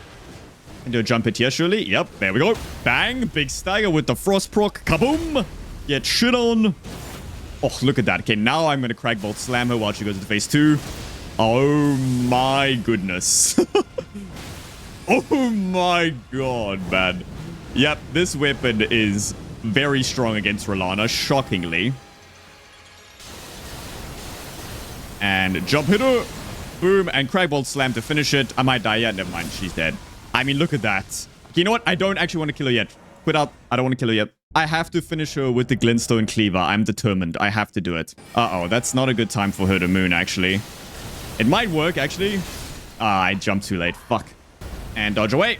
Good. Very good. Okay. That's solid damage. Now, I need to get her as low as possible before I use the glintstone cleaver. Okay. Get low, queen. Okay, here we go. Charge R2. Okay, I don't know if this... Please don't kill her. Oh, that's gonna kill her. No. No, man. Fuck. Okay, hold on. I did not mean to kill her. Shit. Okay, she's going into moons already, so that's not gonna kill her, but I guess I can use it. Yeah, I mean, look how cool that looks. And then follow up. Oh, the follow-up stagger her. Let's go. Oh my god. Get the riposte, please. No, I missed again. Oh, that would have been perfect. Fuck. It takes too long to get out of the follow-up animation on this weapon. And I'm dead. Yeah, I can still get it off, though. This might stagger her. Let's see. Follow-up. I'm dead. Yeah, I can do a fully charged R2 combo. Bang. Nice. And again. Probably stagger soon. Oh, shit. Okay, under the shoulder. Bang, bang, stagger. There we go. Nice riposte. Okay, now I'm gonna do a lot of damage here before she goes into phase 2. Okay, here we go. Now I need to do a lot of damage and back up to bait out the magic attack. Okay, there we go. Now, okay, this should be enough. Okay, now I need her to moon. Nope, that's not a moon. Okay, moon. Nope, that's also not a moon. Moon now. Moon. Yes, moon, back up. Yes, good girl. Good, good, good. Come on, jump. Yes. Yes, I did it. Let's go, man. That was so clean. I knew that would work. Prime Val Cascade for the finish. That was nasty, man. That took me a while to actually get it perfectly. She wasn't cooperating, but I really wanted to finish her with that. And it was so worth it in the end, because that is pretty cool. Okay, now we are free to roam. Well, we always were, but we're free to roam wherever we want. So you see here, that gate is blocked, but because I've beaten Radahn and Mohg, as soon as I get closer, now the seal will break. So it doesn't break where it usually does in Convergence. There we go. It's gonna break here. Hopefully my PC doesn't collapse like it usually does when the seal breaks. And there we go. We just run through, and somewhere a great rune has broken. Okay, let me yank on this lever real quick. And then in this room here, with this Fire Knight on the way to the Scatter Tree Sunflower, you just run past this guy, and here we should find, here we go, this should be Shadow Somber. There we go. Shadow Somber, Smithing Bell Bearing 1. Bang, bang. Cool. Now, you know what? Let's go and destroy Gaius, I think. So for Gaius, I actually want to use the Ruins Greatsword. I know it's a base game weapon, but I never really use it, and it is technically pretty strong with intelligence. So I kind of want to level this thing up, but I don't have enough strength. So I do need to craft the strength tier. There we go, we'll craft this. So now I can actually use it with the physic. Now, the only issue with this sword is that it does put us at a medium load, and it doesn't scale best with intelligence. It actually scales better with strength, but at least I can dodge the slam like that. Trying to dodge that Gaius's charge attack without a light load is actually horrendous. So, luckily I can just use the horse dodge. Okay, here I can get a wave of destruction, and I wanted to use this weapon. I know it's in the base game, but I've never really tried it, so I kind of just wanted to, like, give it a go, you know, and see, like, how it is. And it seems to be pretty solid. I mean, it is a colossal sword, and those are always gonna slap really hard. Let's wave of destruction here. And I think it's pretty cool just for the theme of this fight, you know, gravity weapon versus Gaius and his gravity sort of magic. I think it's just pretty cool. Okay, what you doing here, buddy? Oh, he's doing that pretty early. Okay, well, we can get a charged heavy here. I forget that it has that, like, gravity, like, after effect on the floor once you use it. Probably should have gone for the skill there. I guess it is what it is. Okay, come on, guys. This is a pretty cool weapon. I'm dead. Oh my god. Luckily I was close enough that didn't hit me. Thank goodness. I feel like I should have died from that charge. But I got away with it. No. Okay. I'm throwing completely here. Okay. Here we go. We can punish this quite easily with Wave of Destruction. 1, 2, 3, and bang. Get slammed on, bitch. And he's doing another one. Yep. There we go. So now I can light attack him afterwards. And charged heavy. I'm gonna get kicked. Oh my god, that was very close. I feel like I deserved to die there, but we got away with it. And riposte. Damage is not ideal here. I feel like Gaius has pretty high physical damage negation. And of course, this weapon does scale better with strength. So with our 99 intelligence, it's probably not doing too much. But it has A scaling in faith. I mean intelligence. Anyway, there's Gaius. He gets cleaned up by the Rune's Greatsword. Pretty awesome sword that I never really get to use. So I'm glad I gave it a try here. So let's see what all of these are now. Okay, it's just smithing stones, I guess. Okay, it looks like they replaced all the scatters with smithing stones. And now let's just go do Messmer, I think. So for Messmer here, I think I want to go with a bit of a Spellblade build. So I'm going to go with Anima Magica, maybe use Loretta's Mastery right at the beginning, and then maybe spam some Carrying Greatsword here and there, because I haven't really given that a try. And then my main weapon will be the Glintstone Cleaver. Okay, Messmer, let's go. Me and you, buddy. I think I have enough time for Loretta's Mastery here. The tracking's pretty good. Yeah, there we go. Hit him for 1800. I had a feeling that was definitely going to hit, because, yeah, the tracking on Loretta's Mastery is very solid. Underrated spell, in my opinion. I really enjoy it. Okay, let's see if I can get an opportunity for a Carrion Greatsword here. I really like this spell. I remember in my first playthrough, there was something about Carrion Greatsword that just sat really well with me. I think it honestly made me fall in love with the game. For some reason, there was just something about wielding a giant magical greatsword that just sat really well with me. I don't know why, but it just made me fall in love with Elden Ring. Okay, I can use one at the end of this, surely. Yep, there we go. Nice. Should be going to phase 2 soon. Bang. Oh, big stagger into phase 2. Get shit on, mates. Boom. Okay, never mind. This should take him to phase 2. Here we go. There we go. Easy phase 2. Let me drink an FP pot. Now, I was supposed to be using the axe, and I'm actually just using Carrying Greatsword more. Okay, here we can do my favorite punish in the game. Run back and jump that attack that Messmer does. I love doing that. There's something so satisfying about it. And if you manage to stagger him on that, like, run back jump. Oh, God, I'm dead here. Oh, okay. Oh, my... I am so close to dying. Holy shit. I am 1 HP. I could not be more 1 HP right now. That was pretty damn close. Got a little bit lucky there, I think. Okay, here we go. I can... Oh, he didn't do the usual follow-up. Never mind. You know what? Here I'm going to use a Prime Bell Cascade. Bang, bang, bang. Very nice. I think I'm just going to switch to the axe for the rest of the fight. Because why not? Another Prime Bell Cascade, surely. Bang, bang, bang. Maybe stagger. There we go. So clean. This axe is pretty cool, but I think it's my least favorite of the weapons we've picked up. Not that it's bad, but everything else I think is just so much cooler and better. And let's just keep going, man. Let's keep going with the boss rush. I also just remembered that Rellana's equipment is part of our set. So let's buy all of Rellana's armor. Let's see what it does. Increases strength, dex, and int and mind by 1 and reduces the stamina costs of attacks by 2. So it's obviously like a melee build. I had a feeling it was going to be that. So nothing to do with sorceries. We'll purchase all of that. Okay, I think I'm going to go and kill Romina now. But on the way there, we've got to take on the Divine Beast. The one that usually everyone ignores in the Ruins of Rao. The Deathblight one. Because he actually drops the second Somber Stone for unknown reasons. I mean, I guess they managed to get everyone to actually fight that boss for the second time ever. Because I guarantee you, people have only fought that boss once and then never again. And the Deathblight can be quite annoying in this fight. So what we're actually going to do is craft this. It just grants immunity to death. And no, it's not what you're thinking. You can still die. You just can't get death bitten. So all of these like necklaces here are very strong in Convergence. They just give you full immunity to whatever ailment that they are corresponded to. And now we shall not die. I'm actually going to go with the Sword of Cosmos and this setup here. because it's our only physical damage dealing weapon, and divine beasts are strong versus all the elements, of course, because they wield all the elements. So I'm really gonna wanna go with our only physical damage dealer here. Hopefully this does some decent damage. Okay, at the end of this here, I can do maybe one of these. Boom. I didn't charge it with Rellana's cameo. Like, that was kind of stupid. I need to get my coping in. I have not fought this boss for a while, and I just woke up, so this should be interesting.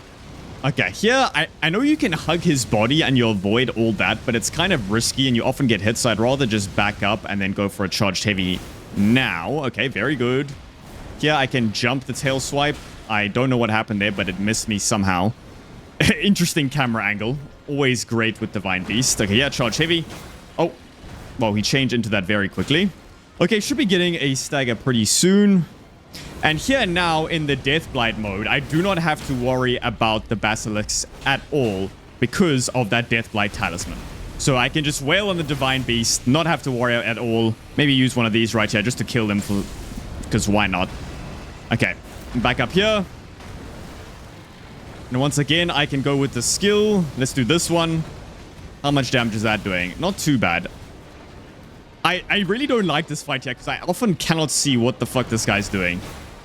Okay. Almost dead though. Not bad damage with this by any means. Okay, in ice mode. So let's just go bang, bang. And he should be dead. Yeah, there we go. Just managed to survive. And GG's. There we go. There we go. There it is.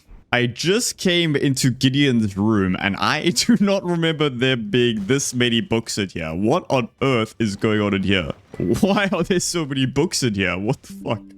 I guess his name is Sir Gideon the All-Knowing. Okay, let's upgrade this underworld greatmace. I want to use that against Romina, so I'm definitely going to upgrade that. Upgrade our staff as well. Plus 14. Celestial Blade, plus 14. Sword of Cosmos, plus 14. Okay, on to Romina we go. So I'm just going to go with the Underworld Great Mace here. I'm pretty sure Romina has very low frost resist, so this should be a beautiful bonk weapon of choice here. Okay, Romina, let's do this thing. Hot take, but Romina is one of my favorite DLC bosses. I think she's really good. I think her theme is literally impeccable.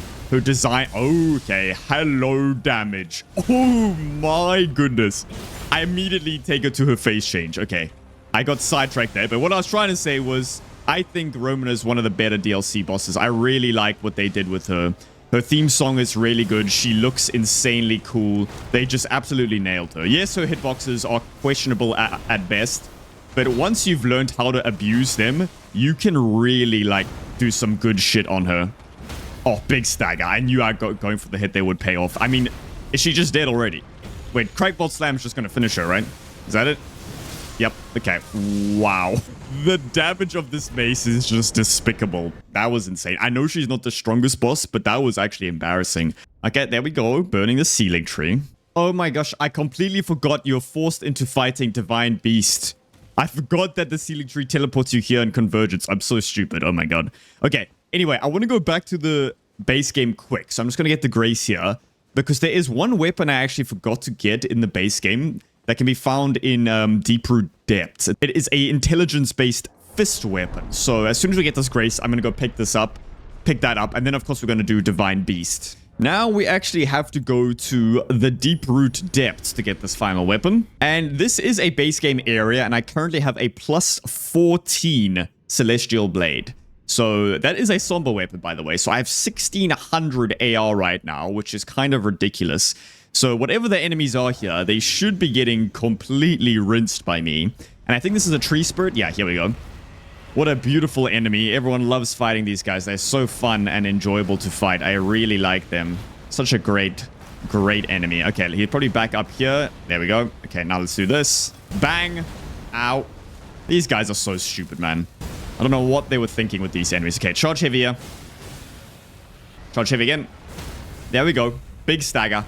Let's get that riposte off. And he should be dead very soon. Let's do this. Bang. Okay, he's exploding on me. Okay. And I want to finish him with the iframe dodge. There we go. And get shit on, mates. What a shit enemy. And the Deep-Root Depths itself has also gone through a sort of rework, but I'm not going to explore it too much. I don't really feel like fighting Fortisax. I don't like him. So I'm just going to grab the weapon and get out of here. But I would recommend checking out this place if you do play Convergence, because it has changed quite a bit. What the fuck was... What? What the fuck was that? I just fell through the floor. And here I was saying the changes to the deeper depths were really good, and I literally just ran here and fell through the floor. Like, what the hell was that? That was certainly not meant to happen. Oh, this might be it here. This is a legendary drop. Please tell me this is it. Please, please. There we go. Okay, cool. That didn't actually take too long. Daergraf's opus. Now, let's get out of here. Okay, first of all, let's upgrade this all the way to plus 14. Okay, and let's check these things out. Their design is really clean for a fist weapon. It looks like... Okay, the moveset is not the same as the Star Fist. That looks like it's the same moveset as the Golem Fists, I think, from the DLC. That, like, double swipe. So it's a different charged heavy to the Star Fists. The light attacks are just standard. Okay.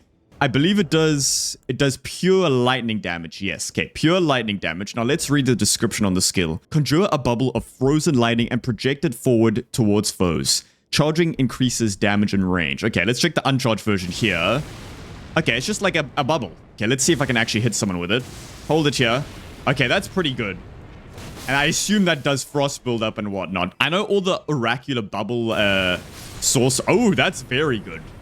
That is quick and very good range for the uncharged version.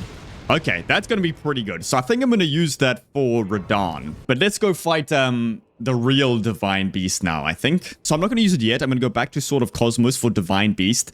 And then I think I'm going to craft some Messmer Fire Grease. It is very easy to craft in Convergence. You can see here I picked up some ingredients off camera. So I can just craft a bunch of these. And it gives you ×3 anyway. So I have a ton of Messmer Fire Grease now. So we've already beaten you, buddy, but now we've got to do it again. Let's do it again.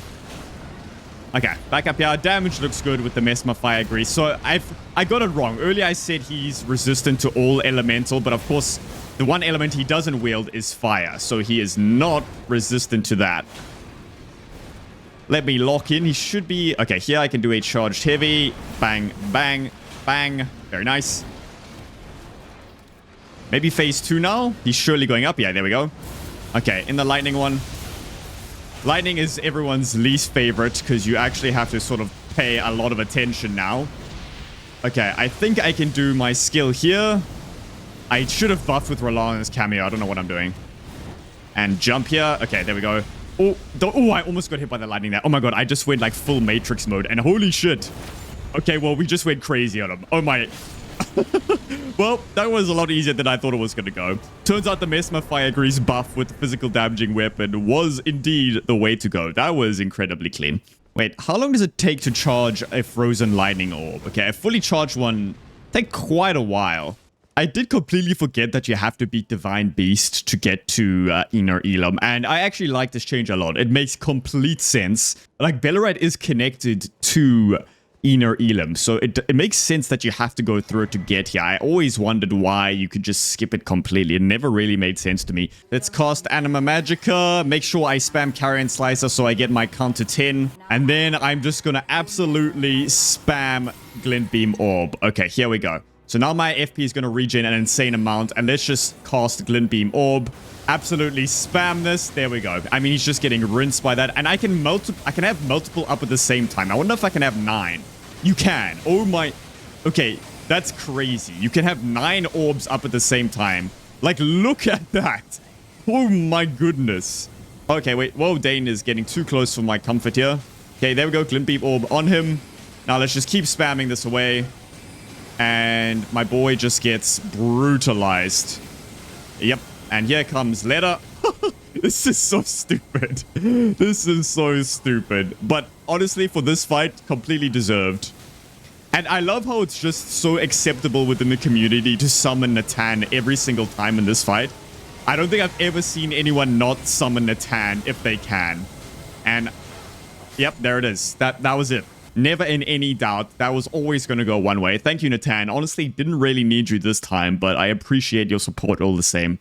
And I'm pretty sure here on Leda's body is... There we go. The final bell bearing. So now we can get our weapons to plus 15, which is the highest you can go with Sombers, to plus 15. So we can go upgrade everything. And we'll level everything to plus 15. Boom. The thing before we do this is I just want to craft the talisman of all crucibles because I really love it for this fight. I guess I could go with the ritual sword talisman. That's always solid.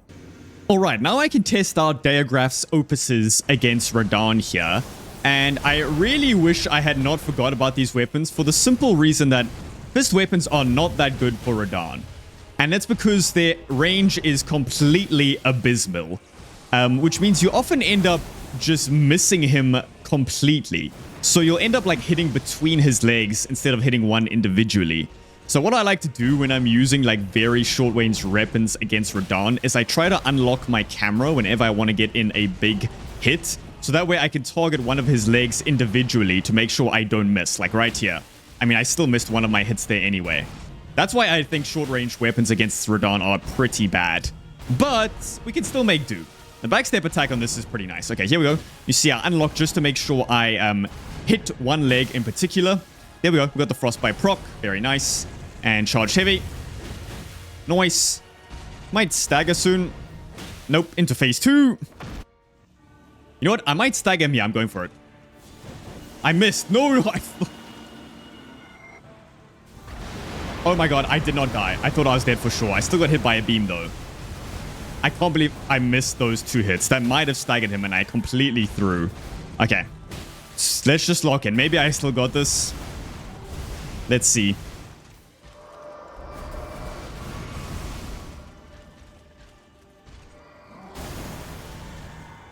Alright, backstep, hit his leg. I mean his knee. Kneecap him a little bit. Kneecap again. That's not his kneecap, sorry, that's his calf. And hoi. And backstep attack, boom. Okay, I've got the frost proc again, that's nice. I've got like no stam. I need a regen stam. Okay, hold on, I need a not attack here. Oh, that was very close. I was not locked in there. There we go, nice charge heavy on him. Hit him again. Boom. And backstep dodge. He might actually stagger soon. Gone into meteor mode. Let's see if I can remember how to dodge this. I can indeed remember. Okay, we can hit him here. Let's go. And boom. Okay, this is pretty good. Yeah, these are actually not bad weapons at all. I mean, fist weapons, even though they're not great against Radahn, are still just great weapons in general. A good thing about them is how fast they can hit him. So it's got that going for it for sure. Okay, let's charge heavier. I'm surprised he hasn't staggered like at all. Okay, hit him again. And he should be done here. Let's hit him with the frozen lightning orb and good night, bitch. So yeah, Daergraf's opuses are pretty cool. I think the best thing about them is their design. I mean, look how great that design is. I think that's such a cool design, especially with the blue dye we have on. But other than that, they're not amazing, but not garbage. They're a fist weapon, so they're always going to be solid, but nothing too special. Definitely not like the best weapon we've got in this run for sure. All right, and now it's time to finish the game, I think. So off to Fire Giant we go. So let's just teleport to Foot of the Forge. Let's go. And here we just have a random giant who should get obliterated by 2 charged heavies from the fist weapon. Let's see. That's 1. Ow. Okay, he almost insta-killed me. Dude, that foot came off so quick. I was not ready for that. Okay, he did not stagger. Now he's going to stagger, surely. There we go. Good night, buddy. And let's do a frozen lightning orb into his face. I mean, that is a lot of damage. And he is dead. Alright, hello Mr. Fire Giant. Now, remember, our weapons are over-leveled here. This weapon is plus 15, and Fire Giant is a base game enemy, so our damage here should be quite insane. And if I remember correctly, they've made no changes to this fight, except for the camera angle. So the camera angle is way better, and yep, the damage is certainly not a problem here. Now let's get a fully charged Frozen Lightning Orb. Oh, big damage there. Yeah, I mean, this guy's just going to get rinsed immediately into phase 2. Shockingly. Okay, let's hit a fully charged Frozen Lightning Orb. I missed his hand, unfortunately. Let's do another one. There we go. Not bad damage at all. Just keep spamming it. All right, now let's just wail on his foot a little bit. He's taking reduced damage, but we're still doing great damage here. I don't know about you guys. Do you like the camera angle here? I kind of like it. I think it looks pretty good. It's sort of angled differently. It makes it a lot... It makes it a lot easier to hit him, I think. Okay, he's dropping the elbow, so that means I can wail on the eye if I roll correctly, which I did not. So now I'm just going to hit him. Okay, I can just hit his foot a little bit here. And let's do a frozen lightning orb. I missed. I mean, yeah, this is just not as clean as I wanted it to go. Anyway, he's still going to die pretty soon. One more hit should do it. And there we go. Good night. And now here we can use all the keystones of the forges that we've collected and go up to the big basin. Yes, okay, blah, blah, blah. I'm ready. And one little neat change they made to Ashen Capital is that you can actually ride Torrent, which makes a world of difference here. And remember, no more Gideon. Despite you can see him there, he is not the boss. Okay, let's see if I can remember how to do this guy. Our damage here should be insane. Get skewered, Gideon. Let's just hit him immediately. Okay, that kind of micro-staggers him. That's kind of crazy. I did not expect it to do that. Okay. Wait, can I dodge through here? Okay, I can iframe dodge through there. That's pretty nice. Okay, and hoi. Oh, yo, that shield is pretty cool, actually. And yeah, we can jump surely, and boom. Big stagger. I mean, look at our damage right now.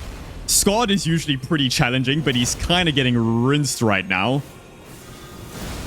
Not today, buddy. And you can jump there. Oof. He's kind of like if Garank and a Crucible Knight had a baby. That is what this guy reminds me of. Okay, let's iframe here. Oh, that was clean.